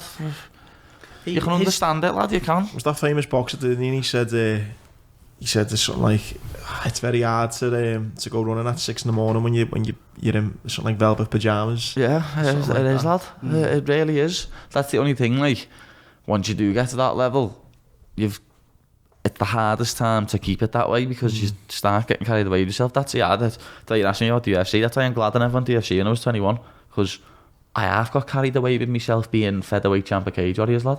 I was 21. In what way? Just thinking? Going out every weekend, twice a week, lad. No, I was going out on like a Friday, Saturday, Sunday, and I was staying out on the Sunday till like 5 in the morning. Then I was going and getting my head down for 2 hours and going straight to the gym on a Monday morning. You know what I mean? I was just acting absolutely daft, and I learned a lesson for it and got beat. You're 21 though, do you know what I mean? It can be expected, and especially when you've got all that as well. That's what I mean. I got carried away with myself, lad. Bad. It's nice that you admit that though, and you can look back at yourself. I was a bad sit at the time, lad. I was. Swerve me beard and all that, lad. Know what I mean? Did you get carried away in terms of like a profile as well? Thinking, all of it. Know what I mean? Thought I was better than I was. Thought I didn't have to train. Thought I'd have made it. Know what I mean? And I hadn't, lad. I was just a 21-year-old kid from Huyton, lad. Who just won a belt. I needed to sort my head out. Did you have people around you trying to go like, Pad, come on, you? Yeah, I did, but then I also had a lot of yes men who had just become mates with at the time, lad, through it all, know what I mean? Just yes men, yes lad, do this, do that, do that. So you end up realising a few months down the line of rats. It must be hard, that, especially like being in a city like Liverpool where it's so small as well. Yeah, and it is. You know, you've got that kind of, that culture as well, and I don't think people understand it, do they, if they're not from Liverpool? I know, great. I was speaking to my manager today, and he said that he was like, you need to explore a bit, Pad. I was like, what do you mean? He was like, you need to realise that small town mentality. He's like, I know people like that who are in Belfast, and something happens by days, and it's like CNN news. That's the only thing what matters. It's like, that's what Liverpool's like. It's like, you need to explore a bit, you need to go and train in other places and realise that Liverpool is small on a comparison to how big the world is. And I know what he's saying, to be honest. I say it all the time, mate, with the military. Like, you know, I love being from Bootle, you know, proud Scouser, but it's so good for me to get out of Liverpool and just see a bit of the world and meet people who aren't Scousers and just be, you know, I've got friends all over the country now, and it's, I do think Liverpool's a special place in the sense that... That's what I always say, lad, it is. There's no place like Liverpool, there really isn't, but it's got its negatives, though. It has. Negatives. It's got big negatives, lad. It can suck you in and just keep you here, you know what I mean? And again, that's a great analogy what your manager said, where it's like, if something happens in Liverpool, it's like, fucking hell, you heard this, have you heard that? Yeah, and it's wildfire for like 2 weeks, and then something else comes up and everyone forgets about it. Yeah, you know what I mean? And I guess that's what I think might be so hard, being a young lad, young Scouser coming through, whether it's football or whether it's... Especially with social media and that now, it just makes everything 10 times worse, lad. It's 100%. Like we were talking about before, lad, I get into some mad arguments with people on social media, lad, when I shouldn't. You know what I mean? I actually shouldn't, lad. And I say to myself all the time, I won't do that. I won't get into that. I won't do that. And someone says something what just triggers me, and I'm just like, yeah, fuck you, lad, and your ma, you fucking little rat. You know what I mean? I just can't help myself, lad. I can imagine it to be hard though, mate, because through your talent and your hard work, mate, you've got yourself to a position, and then someone can sit there behind the fucking keyboard and just give you shit for I've had people like, again, like we were saying about me striking, people always, civilians, lad. People who've never done nothing in their lives, you can't throw a punch, this and that. So I always just put, lad, I'll be here tomorrow at this time. You're more than welcome to come and spar. And no one ever turns up. No one.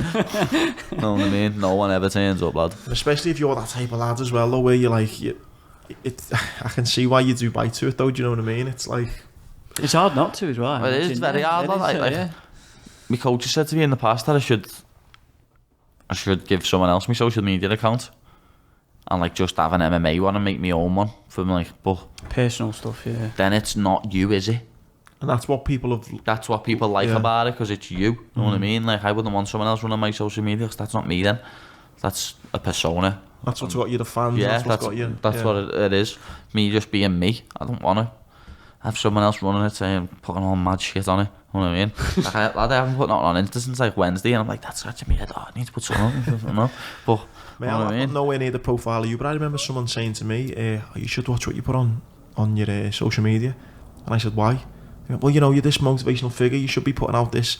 I was like, fuck, if people want to get motivated and inspired by me, then great, but I'm not going to fucking change the way I am. Exactly. That's exactly what I say to people. Said, I put a pint, there must have been like 4 or 5 pictures on a row, and I've just been on the ale. And you're like, oh, you're just drinking every time your photos, not really motivational, that. What the fuck are you talking to? This is my personal page, lad. I'll put what I want on it. Don't try and tell me what to put on it. That's me, Wayne. You've got far bigger, so I can understand like how you get offended by it. You know what I mean? Is it bad though? Do a lot of people do you get a lot of stick on there? And like, is it like message? Loads of them are about my haircut as well.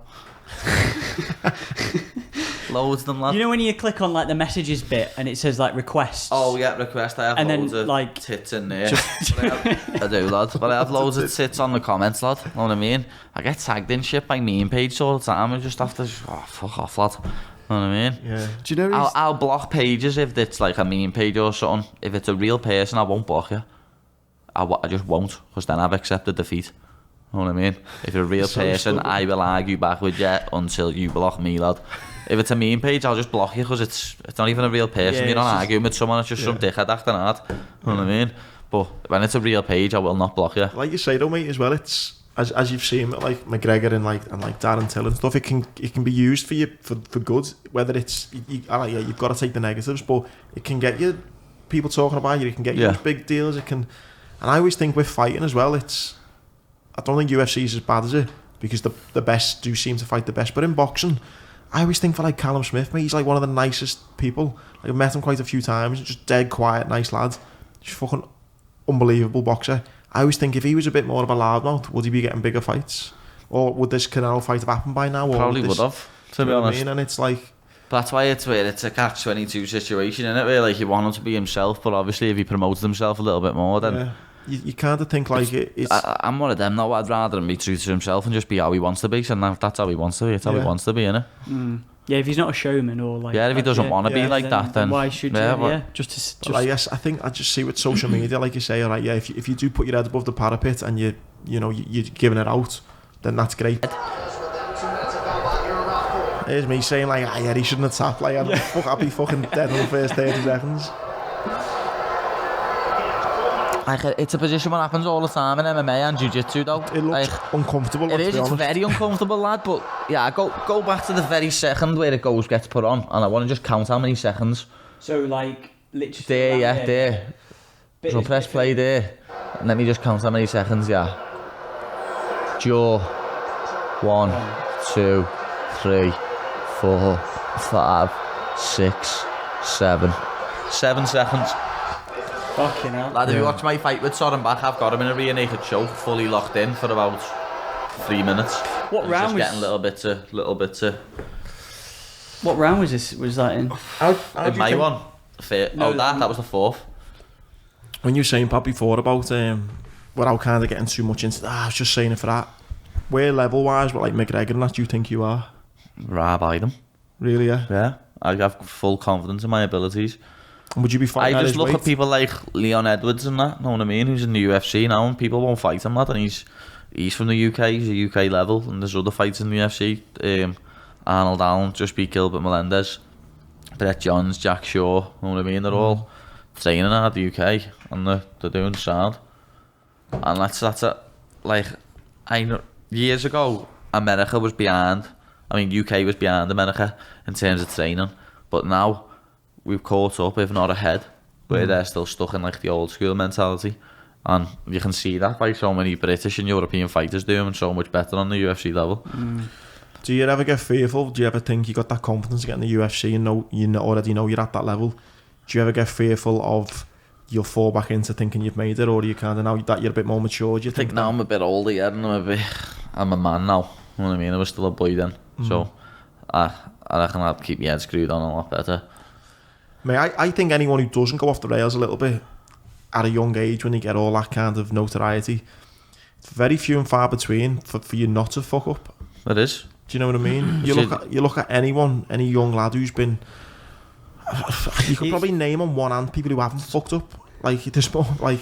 Even the, like, or the real early, like, child stars. You know, the ones who are in, like... Yeah. Like Macaulay Culkin and that. Yeah. Michael Jackson. Or Miley Cyrus, who, you know, was in Disney. Even Tyson, as you were saying before. Yeah. Just went to fuck that. People's heads just go. But how do you get, like, everyone thinking... That's why I'm proper glad I never went in the UFC all them years ago, because it would have all been in my head, and I probably would have got beat up by fully grown men, lad, for like 2 or 3 fights, and then just got legged. And then you're just back to square one again. Yeah, mate, it's fucking great point, yeah. And I think as well, mate, with you being a young age, and you even said yourself, I was at it when I was younger or whatever, but imagine that being... The spotlight would have been on you so much more, mate. That's what I mean, because they offered me a contract when I was 21. Would have been one of the youngest people signed to it. And the pressure that comes with that as well. Yeah. And then you're half thinking, aren't you, I want to be myself, but then do I have to be a certain way? And then it's just... Yeah, I can understand it now, mate, yeah, a lot more. Was that, when you got offered that then, was that around the time, so 21, so 25, so 4 years ago, yeah, so 2016 time? Yeah. It was just when I'd won the belt. Were they pissed off that you didn't I don't know, to be honest, but my manager has a good relationship with the matchmakers on the UFC, Sean Shelby and stuff, so I don't think they were too I think they were more disappointed when I never signed for the Echo Arena show, because they know I was sell tickets for it, know what I mean? But still, they know that I want to go to them, and I will do when I'm ready, so I've said now, I will be ready the next time they come calling, and I will be going.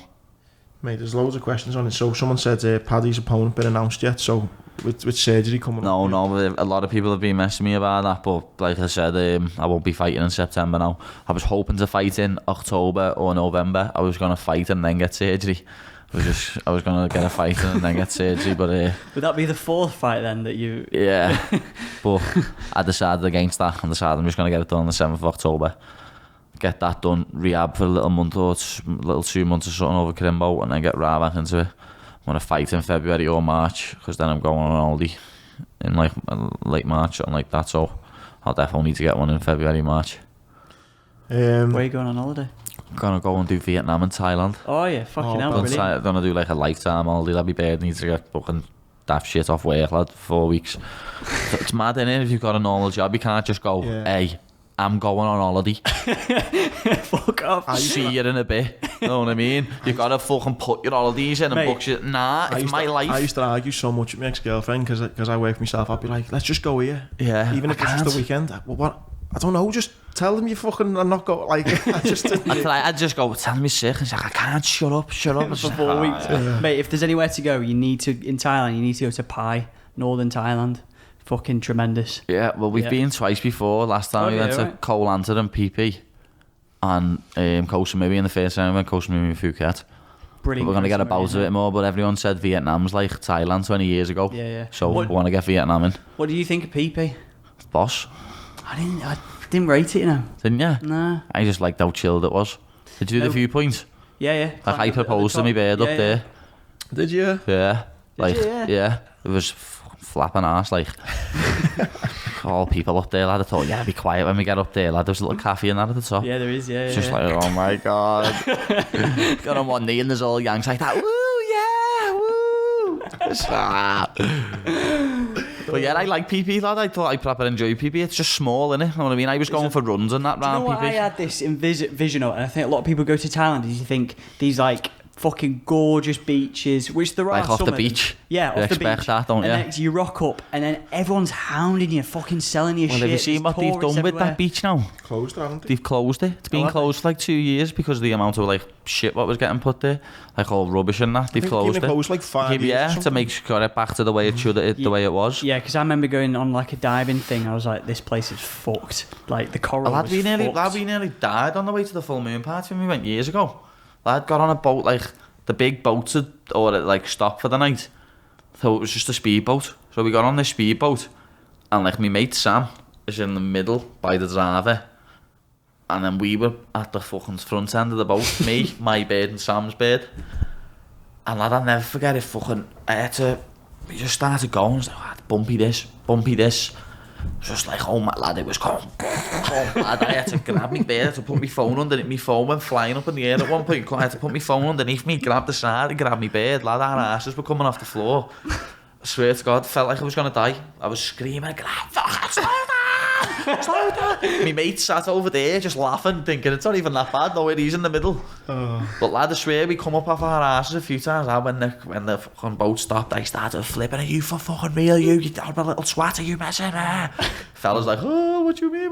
Laughing. And then lad, I'll never forget it. Some of the fellas walking off the boat like laughing at me, and I ended up tearing the Zoom and going, what you laughing at? You little mushroom. Started blowing a few because lad, I swear we nearly died. And I'll never forget, Sam just started laughing at me going, lad, chill out. I was like, why are you so chilled? He's like, lad, it was sand in the middle. Lad, me, my beard and my mate's beard just is soaking wet, just absolutely drenched. Then I ended up speaking to someone about it, and they said, yeah, people die every year going to the, like every few months going to the full moon party. Just leave them when they fall out, they just drive away. And there's alligators in that river or something stupid like that. You know what I mean? Fucking hell. When I was in mate, we went on a boat. You know, one of those boats where you get like there's about 30-40 people, not a speedboat. You know when you're like going from island to island, like a proper boat. Yeah, not a speedboat. Mate, we hit some wave. The door underneath, you kind of sit underneath the water a bit. Yeah. Thinking like, if this goes, you ain't getting out of there. Simple as that. Mate, the door fucking opened midway, and this wall of water came fucking straight through like that. Oh my God! Literally, it started to fill up like that. I'm sweating, thinking, Jesus Christ. The guy pulled the door. 2 people, and the worst is when panic starts to spread through. Yeah, everyone just starts going wild, don't they? Everyone starts to start sweating, freaking out. And go on. And I literally just managed to close the door, and then we still had 2-hour journey on top as well, and it was like, you know, when you're just thinking in your head, this isn't going well. This could be. I wasn't a great swimmer when I was in the Marines, and one of the things just reminds me that we had to train for was if a helicopter ever crashed. So you'd get in this thing down in Yeovilton, and if a helicopter ever crashed, 9 times out of 10, you're brown bread, aren't you? Yeah, well, you'd be fucked as soon as that. But if it was ever crashed in water, so what they'd do is they'd have this, you'd all sit there, and this thing would go and just drop into water, so you'd have to hold your breath, goes into water, and then like they'd turn the lights off, and then they'd flip it backwards and flip it sideways, and the lights are off, and then you've got to fucking just navigate your way out of this fucking thing underwater, all claustrophobic, and you'd have to follow your mate. And it was so funny, mate. The corporals there, because they'd done it a million times, you take your seatbelt off and obviously you fucking swim out, and you go in a certain order, so you'd have the corporal by the door, so you need him to go first. So I was there, it stopped, and it was time to get out, so I'm like looking at the corporal, and he was just going, alright, and I'm like, and he was doing it on purpose, you know, to make everyone flap, and I'm going, and just fucking hold my breath. It was fucking horrible, like, just waiting. Lad, I can't even open my eyes underwater. I can't, lad, it hurts. Does, lad? Mate, I love the full moon party. Fucking quality, those. Yeah, it was. Cactus bar, I remember. The one on the mountain with the mushy shakes. Yeah, but I did. Yeah. Mate, the first ever time I did mushrooms was that they were there and I shit myself. Like the mushroom shake on that mountain, I'll never forget. My bird didn't like it, so I finished theirs off. Nailed mine, finished theirs off, and then I think I finished Sam's birds off as well. I finished everyone's off, like, because none of them liked it. Mate, it proper threw me west, that. Yeah. Hopefully when we go to Thailand next time, saying that no, because we're not going to Koh Samui next time we go. Like, we never even done it last time, the full moon party. We weren't on when to be there, so we weren't even asked. Yeah, I think once you've done it once or twice, it's great. So yeah. I remember coming off that, like, thinking, I'm sweating, I'm starting to panic, my head's fucking twisted. Yeah, because of that the night before as well, with the speedboat, my bird wouldn't get on a taxi boat, even though it was light the next morning. And like the waves were sound, she was like, no, we're getting on the ferry. We're getting on the ferry. You sure that wasn't you? Lad, I'll never forget, lad, we got on the ferry and it just hit me. And like I was like, oh my god, I'm gonna spew. I was sitting there for about 45 minutes thinking, I'm gonna spew my dinghy, I'm gonna spew. Oh, it was horrible, lad. Couldn't wait to get back to the room. The taste horrible. Wait, lad. Disgusting, lad. Yeah. It's good time, really. You'll have a cracking time with Vietnam. I'd love to go to Vietnam. I've done Cambodia and all that lot, but not Vietnam. I heard Cambodia's boss as well, to be honest. Mate, spot on. Like, really good. But everyone just says Vietnam is like what Thailand was, and we love Thailand, lad. We've been, when we do go, it'll be our third time. So yeah, I think there's loads of There's loads of Ks. I remember someone saying that where like, I don't know if during World War II, where they hid a load of like gold, and I can't remember what it was. Oh, don't tell me that, lad. I'll be digging. I'm getting a metal detector, lad. Digging. But yeah, I'd love to go to Vietnam. Yeah. Yeah, I want to go through all like the tunnels and that. Yeah. Yeah, that'd be sick. All that, lad. Mate, when you do fight again, mate, people want to know if it's will be against Brendan. Don't know. Probably my next fight won't be, because he's signed to PFL, lad. A lot of people keep asking about it, but he's signed to an organisation like PFL in America, and I'm signed to Cage Warriors. So contractually, it's just too. Contractually, it's not going to happen, lad. Like we can get asked about it till we're blue in the face, lad. But that'll always be the same response for now. But when I get in the UFC, I reckon I probably could pull a few strings myself and get him signed, and end up having a great scrap. Wouldn't surprise me if they just signed both of us and to have us against each other on our debuts. But I don't reckon they'd do that. I reckon they'd sign us both and have us a few fights and then get us to fight in Manu or Liverpool. That'd be good. That'd be quality, lad. I think that fight deserves that. Doesn't? He's saying he's just be like the biggest kind of UK MMA. It would be the biggest UK MMA fight ever for many years. Know what I mean? I think it'd do a disservice to the fight if it went on the UFC. Like if it was on a Cage Warriors or a PFL, it just wouldn't get as much recognition as it deserved. But if it was on a UFC, lad, it'd get pure airtime. Yeah, big time, yeah. Some said, what advice would you have for someone starting out in BJJ? Get on the mat. It's mat time. With jiu-jitsu, it's mat time, lad. Like, people can, like, I took to jiu-jitsu pretty fast, you know what I mean? Like, I'm flexible, I'm gangly, I'm a bit weird, you know what I mean? I can throw my legs anywhere. And, like, I just took to it dead quick. With me, it was the other way around. It was with striking. I was shying away from it, didn't half like it at first. But it's just effort and time. The more you put into it, the more you get out of it. Hard work. Yeah. Know the answer to what you're going to say to this. I know how confident you are, but said, what will he do if he doesn't make it into the UFC? It's a default question. I thought that. It's a default question. A couple of people just saying about that weight cut, just saying about like the vote, just saying like how fucking bad it is. I've looked terrible in some weight cuts. I genuinely have. Like I've had to like get on scales with towels in front of me because I've had to get on bollock and that. You know what I mean? I'm just like that. There's ones where I've had 2 hours to go and make the weight. Like, that's what I mean with Giannetti when I fought him. He had 2 hours to go and make the weight and come back, but he never even tried. When I fought Erosa in that fight, when I spewed, I had to lose like another pound and a half, and I went and got in a sauna for 2 hours. And I had to get put in the sauna, pulled out the sauna, crawl back in the sauna, pulled out the sauna, just lying on the floor like that. But I made it, you know what I mean? You should make like or someone should do, I know they do like a training camp like they did with Mayweather and McGregor, and they used to do them on, it was ESPN or something. Well, I've been, Tim has been filming a documentary with me since not long after I lost the back, you know what I mean? He's been coming in and filming me, yeah. And like he's been at the Giannetti. Like he come and met us, but I'd already made weight at the time. Like now when I fight at lightweight, I don't cut that much weight. Like I said, I'm more professional anyway. I know I can make featherweight now. Because, like I said, when I fought like Nad Narimani on the Monday morning, when I was fighting on Saturday and I was weighing in Friday, I was weighing like 77 or 78 kilo. And I was weighing in at 66 on the Friday. You know what I mean? Now, on a Monday morning, I'm like 73 kg. And I'm weighing in at 70. You know what I mean? What would I, so I'm walking around now, I'm like 75, 76 kilo. What would I fight at? Feather? 66. 66, that's what I have to drop to? Yeah, more than likely. Fucking hell. Because you haven't got that much excess weight on you really, have you? You're already quite lean as it is. You could do 70 and you'd be quite easy, but like I say, people are big. Like I fight at 70 and I don't think I'm that big. You know what I mean? I fight at 70. There's people who fight at 70 who are shorter and stockier than me. There's people who are just my height but stockier. Yeah. You know what I mean? Yeah. Someone said I seen your Insta. I thought I followed you on Insta. It was only on Twitter we spoke, wasn't it? But yeah. I followed you on Insta. So I've seen on your Insta someone said, this isn't a question, but tell Paddy is right for getting that bike back. Oh, lad. That was hard work. Someone robbed your bike or something and you... Robbed me house, lad. Got in my house, lad. Climbed through my window, the scruffy little swat. And you managed to get them? Climbed through my window, lad. Couldn't believe it. Woke up the next morning. It was the maddest morning ever, lad. I'm a proper heavy sleeper anyway. But it's done my head in even more, because like I say, I'm addicted to footy manager at the minute. And I put footy manager down, I turn the iPad off, but it's 2 bell now, I need to get up to train in the morning, boom. Turn the iPad off and put it down, and the fella over the road watched his cameras, lad, and 2:15, they jumped over the fence. I'd probably and you were fast asleep? I just went into a deep sleep, probably, you know what I mean?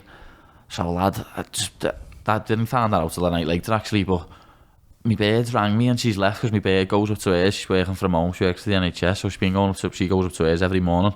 And she said, when I've just come downstairs, the window was wide open and the back door was open. And I was like, well, was my bike there? And she went, I don't know, I didn't notice. I said, you messing? Just like put the phone down, rolled over and went back a kip lad for half an hour.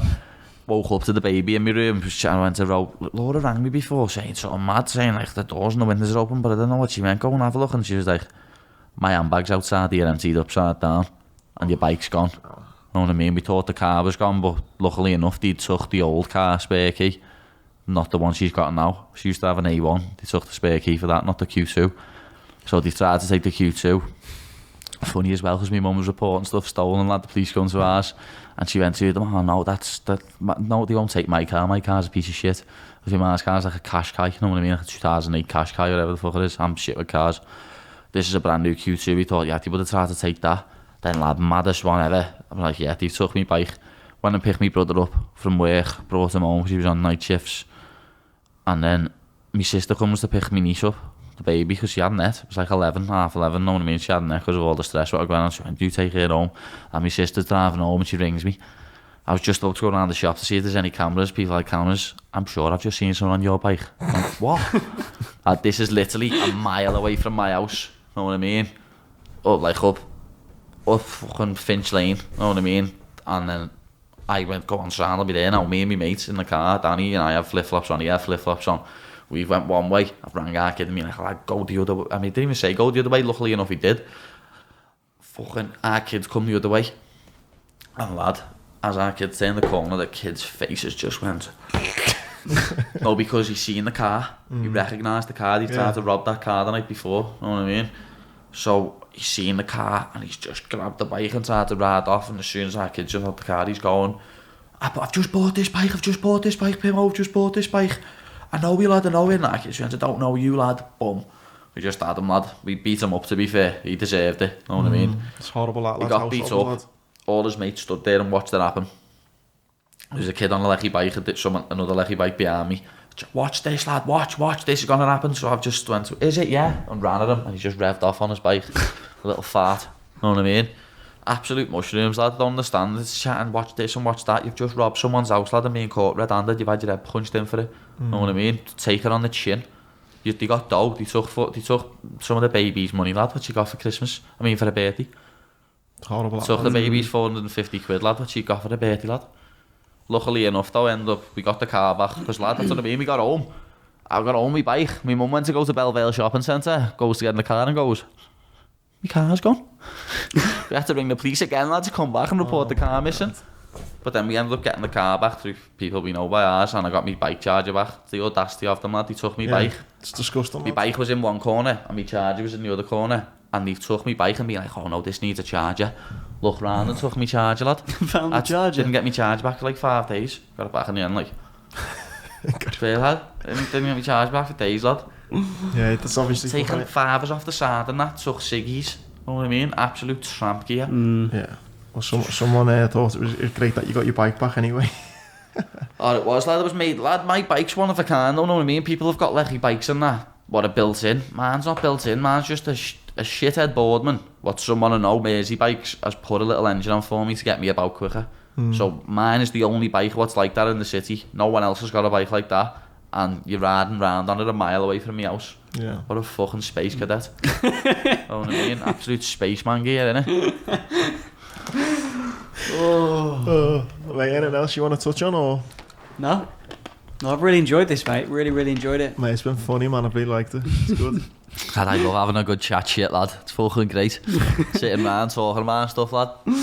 Enjoy Vietnam as well, mate. I'm jealous. No, lad, I can't wait for it. We haven't even booked it yet, like, because they're still having restrictions and stuff on people, so we're waiting for now, but we want to get it booked in, so we're going in March. Just after the fight as well. Yeah. And I want to be in Thailand on that day where the No, where they throw water balloons at each other. Yeah. Because that's around that time where you just water balloon. I just be like that. I've got a bad throw as well, lad, but I'll just be like that, trying to ping people off the head. I've heard people are just driving around on scooters, and as you're on a scooter, you just got water balloon on the side of the face. I've heard that's what it's like. Be sick, that. Just a free for all, lad. You know what? Fucking, can I just find a bit? No, I'll find it in my own time. Fuck it up. I don't know. It's got a day. It's the name of a day or something as well. It's got like a day. I think it's half like a bank holiday day. Water festival. That'll be it, won't it?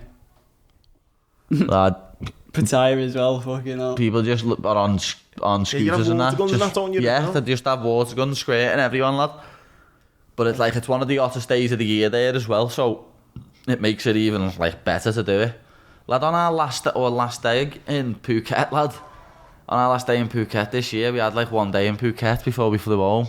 Lad, it was a religious day, and you couldn't buy a bevy anywhere. Really? Yeah. Luckily enough, I went to a hotel with Scouser, whose cousin, Dave.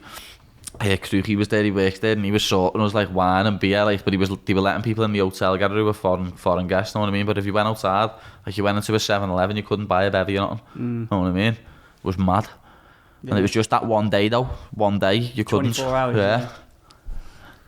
Okay, now. You know what you want to do as well? I know, like, Thailand, I like saying I'm very jealous, I want to go to Thailand, but you know where else, Pad? Is tell Tom, South America.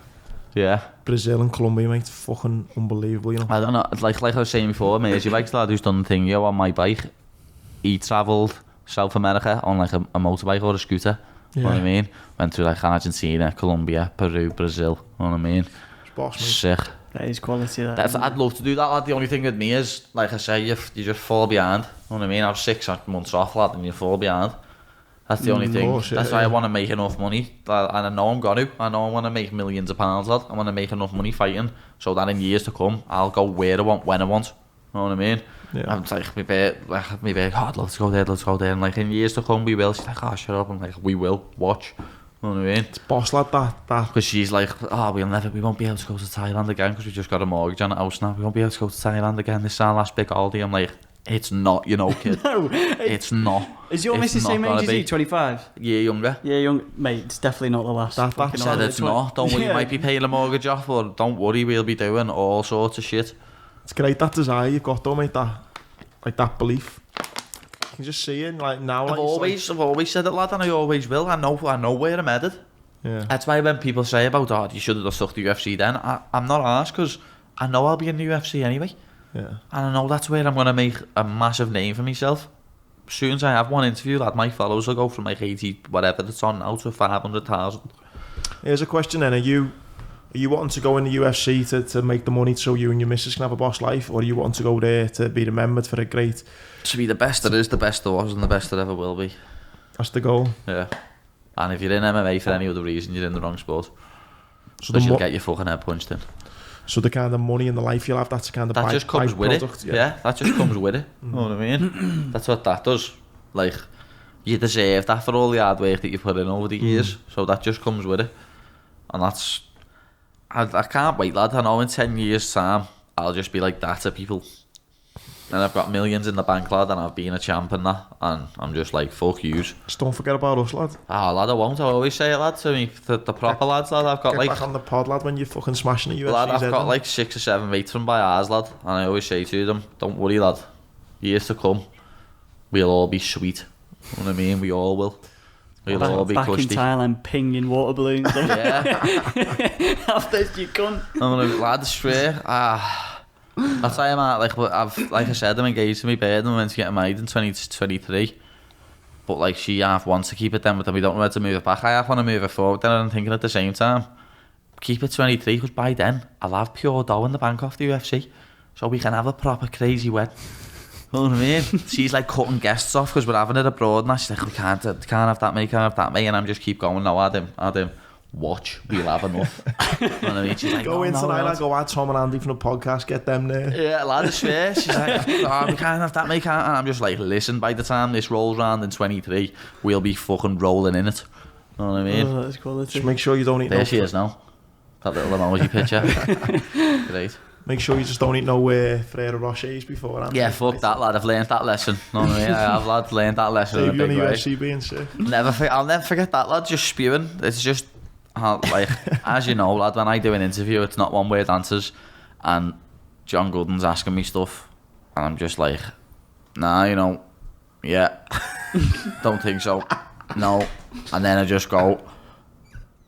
Just spew all over the floor, lad. But it looks red when it happens.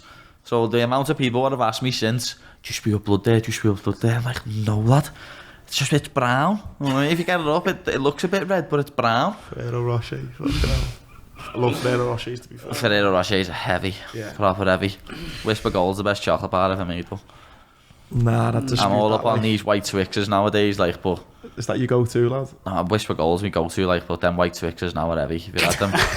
I've got that one. I get one on my own now. Lad, the extra ones as well.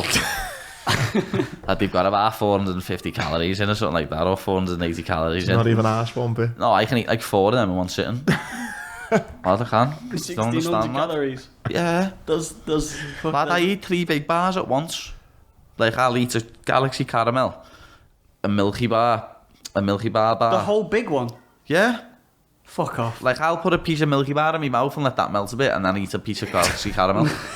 Joking aside, though, as funny as this is... I'm not even messing. I dip chocolate in Nutella, lad. Chocolate bars. Dip it in it. I'm a proper smackhead, lad. As funny as this is, in about your chocolate fetish there, is there going to get a point, though, when you're in the UFC, and whether you say to yourself, or it's your bird or a management, and you go, Pad, listen, lad, your little chocolate thing needs to stop. Are you going to... Or do you think you can get to the UFC where you want to go and still be, I love me chocolate, That's what I mean, though. I love me chocolate, but 6 to 8 weeks leading into the fight, I can't eat it. So you are strict, yeah. You can't, lad, or you'll miss weight. Had a Whisper Gold's got 250 calories in that, lad. Had a has, lad, you know what I mean? I had an oats pop before, lad. They might throw you a big sponsorship deal, Whisper Gold. That'd be or good. Twix. Like McGregor's sponsored by Burger King, innit, lad? Yeah, that'd be a good one. Saying that now, Burger King's gone downhill when they changed the chips years ago. Chips are shite now. Burgers are better though, aren't they? Yeah, the burgers are well better, but a meal's about 9 ton as well. You've got to fucking get a new mortgage on your house to get a meal in Burger King. Especially in a service station as well. Lad, in them airports. Yeah. It's horrible, isn't it? I just like that, no. I'll go and rob a butty from the WH Smith. Fucking no. You just go drop your keks and go on, take me, go on.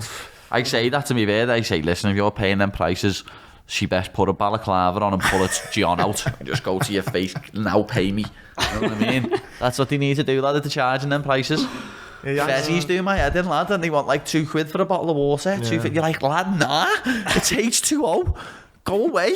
Those scram vans in the Fezzies, though, they're just the same, aren't they? Like £9 and for like a fucking bag of fries or whatever they have. I didn't like Glasgow's probably the best one for that, because some of them aren't as expensive. When you go to the commercial Fezzies, like your Creamfields and your V festivals and that, lad, you're getting $4.50 for chips. Done V a few times. I was meant to go to Glasgow, lad, got me ticket. And this year? Yeah. Well, lad, it's going to be my fifth, I think, fifth one. How the fuck are you going 5 times and I've been knocked back every time? Because I've never had a ticket when I went. Have you yeah. I've always been got spun in. How'd you do it? Lad, the first year it was easy, lad. We paid the 2 each and got drove in a Lanny. Me, Sam and Jack. I was just like, yeah, this is nice, this. Got drove in a Lanny, lad, just perched up. It was sad. First year, and then every year progressively it's got harder and harder. Yeah. But first ever time I've got a ticket was for 2020. Was it? First ever time. You kept it though, have you? Yeah. Well, I'd paid it right away, so it was just there. So man and me birds got our ticket. To get a refund, the only thing, like where you look at people what'll do that'll be people who've got holidays and weddings and like stuff planned. Yeah, and they've got stuff planned, or they've got pregnant. Yeah. Like, and they can't go now. That's what that'll be for. Because they are still going to do a resale, I think they said, but they'll only be doing 1 resale. Yeah, I can't fucking wait. It was the 50th, wasn't it? Was it the 50th? Was it 50th one, yeah. It's still going to be the 50th one, but I don't know if it's a 50th anniversary now, because it's not the same year. I'm not sure. But they do stop it. They stop it, once every 4 years. Yeah, I think it was the 50th one, I think. Was it the 50th one, yeah? Right, so that's still... It's a great fezzy, that, like. I've never been. Tea in the Park, V and Leeds. See, that's one I've never done. Tea in the Park. I've never done Leeds either, to be fair. They've stopped Tea in the Park, I think. Have they? Yeah. Too many jocks going wild. I think like people getting fucking, too many people getting raped and that, I think. Raped? Yeah. when I went one year, that went dark fast at me. I thought it was going to be like too many people eating too many tablets and just ending up absolutely wired. There was a lot of fucking fighting and a couple of people got raped and fuck me, lad. Yeah. I don't know why that's the reason it ended. Probably wasn't the reason. My brother went in the park years ago though when he said it was just one of them crazy ones because lad, as you know them, lad, I love a good jock, me lad. Jocks. Two of my best mates are jocks. Lad, jocks are great, lad. I love jocks, you know, lad. Well, I was based in Scotland. Like, jocks and Irish people are more like Scousers than anyone in England. Did you see that thing the other day, lad? 70% of Scousers have got Irish in them. Yeah, doesn't surprise you, lad. Like I always say it, there's only one part of this country where I half think is similar to Scousers, and it's just because of their banter, and it's Geordies. That's it. Anyone else, they hate us. But like Irish and Scottish, no matter what way, I always get on with them, lad. Whether you're a Rangers or a Celtic fan or whatever, know what I mean? I always get on with jocks and Irish people, and I always bump into people when I'm abroad and make mates with people, lad, and now I send the jocks. I think though, lad, that you might get it different because you're in the fighting game, but I get on loads with Manx, you know, and people think Manx and Scousers hate each other, but nah, and I agree with you on that. I don't think Manx and Scousers hate each other. Like, I reckon it gets made more out of it because of footy. Yeah, know what I mean? Yeah. Like, but most Manx that I bump into, like, they're sound. Yeah. There's a big connection with Scousers and Manx, and like you say, with people from, it's more, like, we're from the north, aren't we, lad? Yeah. Like, when I was based in... I'd well rather back a Manx than just a Cockney, you know what I mean? Well, when I was based up in Arbroath, it was just full of Scousers, Geordies, jocks and Manx. So it was just great, just the lads and just the fucking loads of northern lads. It was fucking boss, like. Yeah, great that. Yeah. Wouldn't want none of them southern fairies, would we? Keep them down south. Thank you, mate. Pad, it's been boss. And you know what though, Pad, I hope, mate, like I say, I got full confidence in you, mate. You got some big dreams there, lad, and I hope you fill them. I'm gonna, lad, and there's no two ways about it. People can talk shit about me, they can say this, they can say that. People can try and stop me by chatting proper pony and creating rumours about me, lad, but it doesn't matter. You know what I mean? I'm headed where I'm headed. It's that simple. I know where I'm going, I know where I'm going to be, and I'm going to be a multi-millionaire and a legend in this sport. Simple as that. Boss. Brilliant. Would you come back on then? Yeah, of course I would. We can review your fight as well. Yeah, I'd definitely come back on, lad. Yeah, we do that with Jazz. We get Jazz on and go through his fights and play them. It's good. Yeah. Well, lad, like I say, hopefully my next one, hopefully I can get one in February or March, and this hand's fully healed. Because like even this one isn't still fully healed, but like I always show people that and that. But then I could see your scar and just thought there's no point. Yeah, I never broke no bones in my arms though, nothing. Were they just like lacerations? Yeah, broke my elbow, broke my sternum, broke both. That must have hurt. No, lad, it was my right leg. I severed my femoral artery, which they say can bleed that within 6 minutes. So I had a tourniquet on my thigh, and that was just... I had 27 different injuries, but all I could feel was my right leg. It was just the leg. It's like there's something wrong with my fucking leg. See, like, wait, lad, where you said sternum there, sternum. Well, when you get it in that, you know about it, lad. You know what I mean? Mate, do you reckon that... I know, but getting it in that compared to something happened to your leg would be a big difference. My body went into shock, but you know what, I've still got my helmet that's got all the blood on, but they had to take the body armour back to like wherever, and they said, mate, there was like a fist size hole missing in the body armour that was like 90% penetrated. So you like big Kevlar thing, it's like 3 inches thick or something that you carry, and it fucking went in 90%, big fucking fish shape. So it obviously went through that, broke me sternum and put me on my arse. But luckily enough, it never got through. Because it just would have fucking went right through me, you know what I mean? Fuck that. So, yeah, it's no, what motivated you to join the army? It was the Marines I joined. Mate, like you, mate, like a bright lad in school. Went on to sixth form, doing A-levels, and but then kind of was like one of the lads, do you know what I mean? Yeah. So the people in my sixth form, couple of good people, but they weren't my mates. I just used to sag lessons and just sit off with all the birds, you know what I mean? I wasn't like, didn't want to go to uni and didn't have that desire. Then I saw an advert for the Marines and it said 99.99% need not apply, and just being the cocky 17 yeah, you thought, I'll get right into that. Then the more I looked into it, it was just full of like-minded people, like, you know, switched on lads who probably could have went to uni and stuff, but were a bit physical. They liked the challenge, they liked the adventure, and then just meeting lads, just like-minded people, and I'm pushing myself physically, a different type of challenge, and Was it? Yeah, it's sick that, like, I know it's nothing on being in the Marines and nothing, but I've always said it'd be funny to do that SASU days wins. Yeah. I'd do that in years to come. My mate Foxy and the lads in there, my mates, like, yeah, lad, that'd be been through and that. Like, with me, it'd just be biting me tongue. Just having someone shouting in my face and going, shut your fucking mouth, you. See, Bell, you had to kind of bite his tongue. Yeah, that's what I thought, like, but I can remember watching that and me being going, oh, what's he being like that? And I was like, listen, I'd be like that. Like, I'd be like having to prop up, yeah, just be like, oh. You know what, though, mate? But I'd want to do well, so I wouldn't want to disrespect them at the same time. When you're in the Marines, and that wasn't obviously the SAS, but it's not as much shouting and screaming in the Marines as you think. It's like, look, they're the standards. You're doing what we tell you. If you don't, you're fucking... Yeah, like, you're gone. We don't have to shout and scream at you because you're only going to get here if you are what you're at. Like, do you know what I mean? So it's none of this. Get that. I think the army is a bit more like that, but in the Marines, it was like they're the standards. You're doing it, and if you don't want to do it, fuck off. Yeah, simple as that. Yeah. Yeah, it's a different level, innit? And like I said to you before, though, mate, I love speaking to like elite sportsmen because it's very similar mindsets. Do you know what I mean? And like the frustrations you get, like when you're injured, and it's similar to not being in the Marines. Those frustrations and pushing yourself and having a value and a purpose, and you know, you walking out in front of thousands of people, and then me being an Afghan relying on me mates. It's all that the same buzz that you're getting. It's very hard to recreate. Yeah, it is very hard to recreate that. That's why you miss it more and more. Like when I did lose that fight because my arm was fucked, and then I went and fight. I didn't fight for ages. I got proper depressed. Like bad. You come out openly, didn't you? Saying about proper depressed, lad. Was thinking about getting a rope and that at some stage. You know what I mean? Like my head was shot. Thinking, oh, what's the point? Genuinely, yeah, like? I was thinking, what's the point of me living? I'm a laughing stock. I couldn't finish a choke because of my arm. You know what I mean? That's the shit what goes through your head. People think, like I said before, it's all sunshine and rainbows, lad, and it's just all walking out and everything's hunky-dory. It's not, lad. The life of an MMA fight is shit. And I'm like, I'll never forget it, years ago, bright-eyed 15-year-old kid bouncing in the gym. Fishy was in the lift. Fishy had already just went pro and that, and he's like, "You liking it, lad? Yeah." And I'm like, "Yeah, fucking great, lad. Can't wait to fight. Fucking can't do this for my job and lad, do this." And he's like, "He's in a few years, lad. Wait." And then, lad, I'll never forget it. On a weight cut, getting in the lift, Fishy's in there, and I just turned to him and went, "You were right, you know." And he just went, "What?" And I went, "I fucking hate this sport, lad. I fucking hate it." You know what I mean? You've got to put that much effort in this sport that you hate it at times. That it's like it eats away at you, that you're still doing it because you're like, I fucking hate this shit.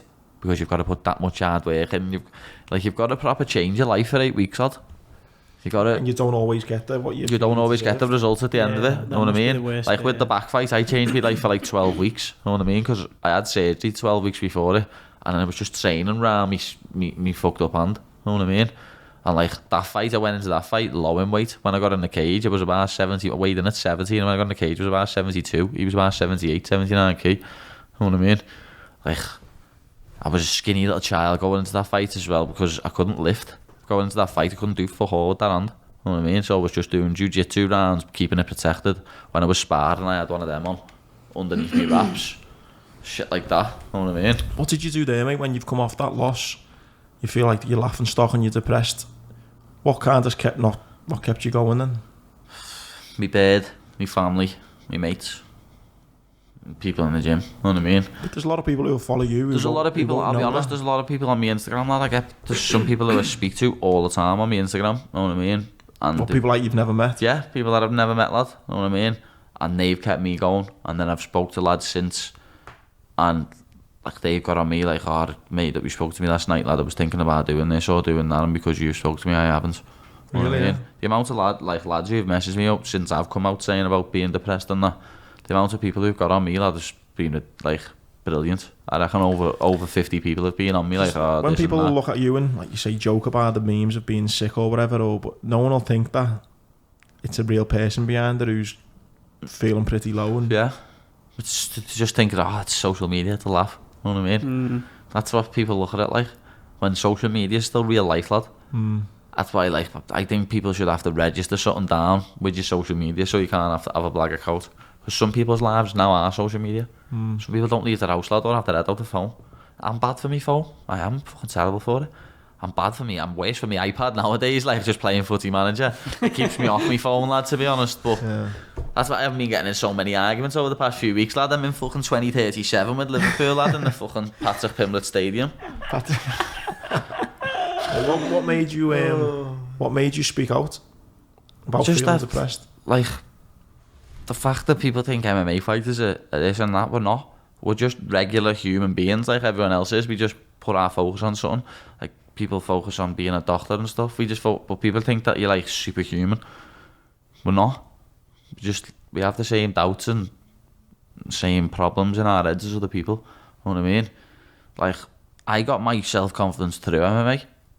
I weren't a confident person. You know what I mean? When I first met my bird, she threw the lips on me, not the other way around. You know what I mean? I've never been a confident person. I got my confidence through MMA, through training MMA and realising that I was good at something and putting effort into it and working harder and harder and harder, and that's how I got my confidence.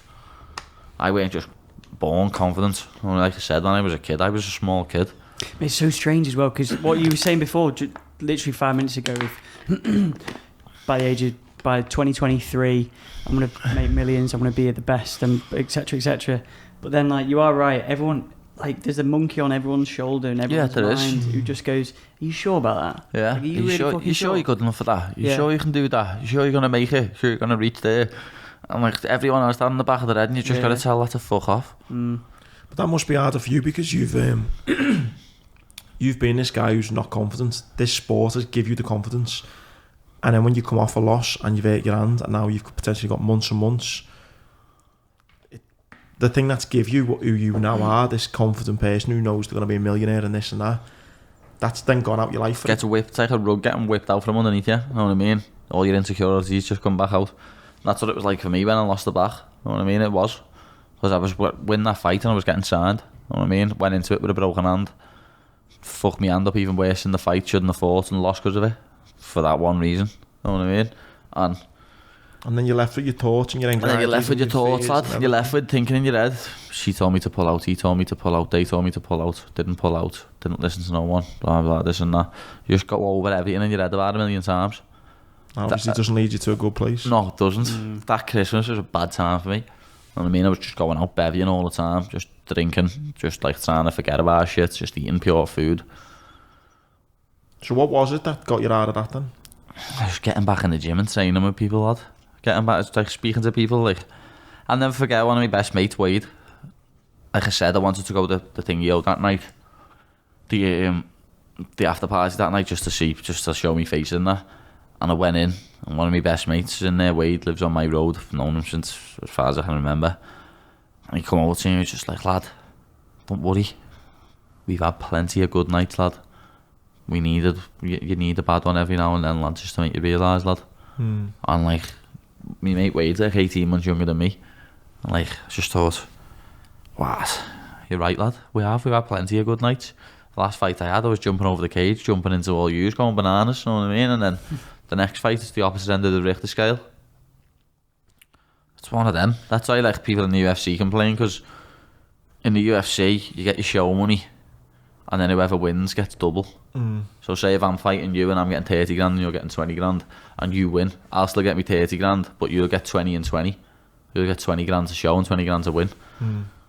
So that's why people like, even in the UFC, they put their ass out on the line even more, because it's different from putting food on the table for your family and not.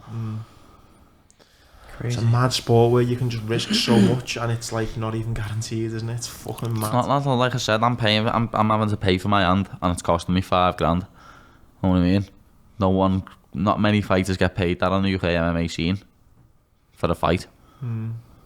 I reckon about 5 fighters do, and I'm one of them. Mate, it's good that Pete, you just like you say, you are who you are and you're honest about it of your ups and downs, mate. And I think it'll shock a lot of people, I think, because you've got this persona. Well, I'm not huge on the MMA scene, but like, it's Paddy the Baddy. Oh lad, he's fucking killing people here and there and that, and he's making a name for himself. And again, I probably have felt guilty of remembering that he is just a normal Scouse lad from up the road. That's it, lad. Like, people don't see that, lad. Like, because you're in the public eye, people think that they can say what they like about you. It's mad. It is. And I've noticed it as well. It's not even just fighters, lad, because I've noticed it with Jamie, lad. people on Twitter and that think they can say what they Jamie want. Webster? Yeah, people thinking on Twitter and that, and instantly can say what they want about him. You can't, lad. You can say more about me because I'm a fighter and I'm putting it on the line. I'm going out there, lad, he's singing a song, lad. Mad, innit? Mad, lad. People just like being dickheads. Yeah. People like giving people shit. Oh, lad, it's mad. I don't understand that. Like, it's nice to be nice. Yeah. Why make you get a good feeling to be nice? Yeah, it does. Makes you feel warm inside, lad, when you do a nice thing for someone. Them people who just want to make people's day bad and want to be an arsehole to people are mad. Like, I hope karma comes back and bites them on the arse so bad. Well, lad, I think the best thing you can do is do what you're gonna do, lad. And that's it. Just gotta focus on you, lad. I learned that off the Last Dance, lad. Big MJ, lad, Michael Jordan. Fucking, you can't. What happened yesterday doesn't matter anymore. What happens tomorrow doesn't matter because you can't control it. You can only control what's happened here and now. So make the most of what you're doing here and now. You know what I mean? I've got a friend who died the weekend. I beat her. You know what I mean? And he was only 30. You need to make the most of every single second you've got. 100%. Okay, now, yeah. Paddy, honestly, mate, I didn't expect it. Mate, really enjoyed it. Genuinely, mate, it's fucking been really good chatting to you. I've totally enjoyed it, lad. This was a belter little chat. I love a good podcast, lad, and especially a Mickey's one, lad. Can't go wrong. Mate, thank you so much. Yeah, really nice to meet you as well. Yeah. You're more than welcome, lad. My pleasure.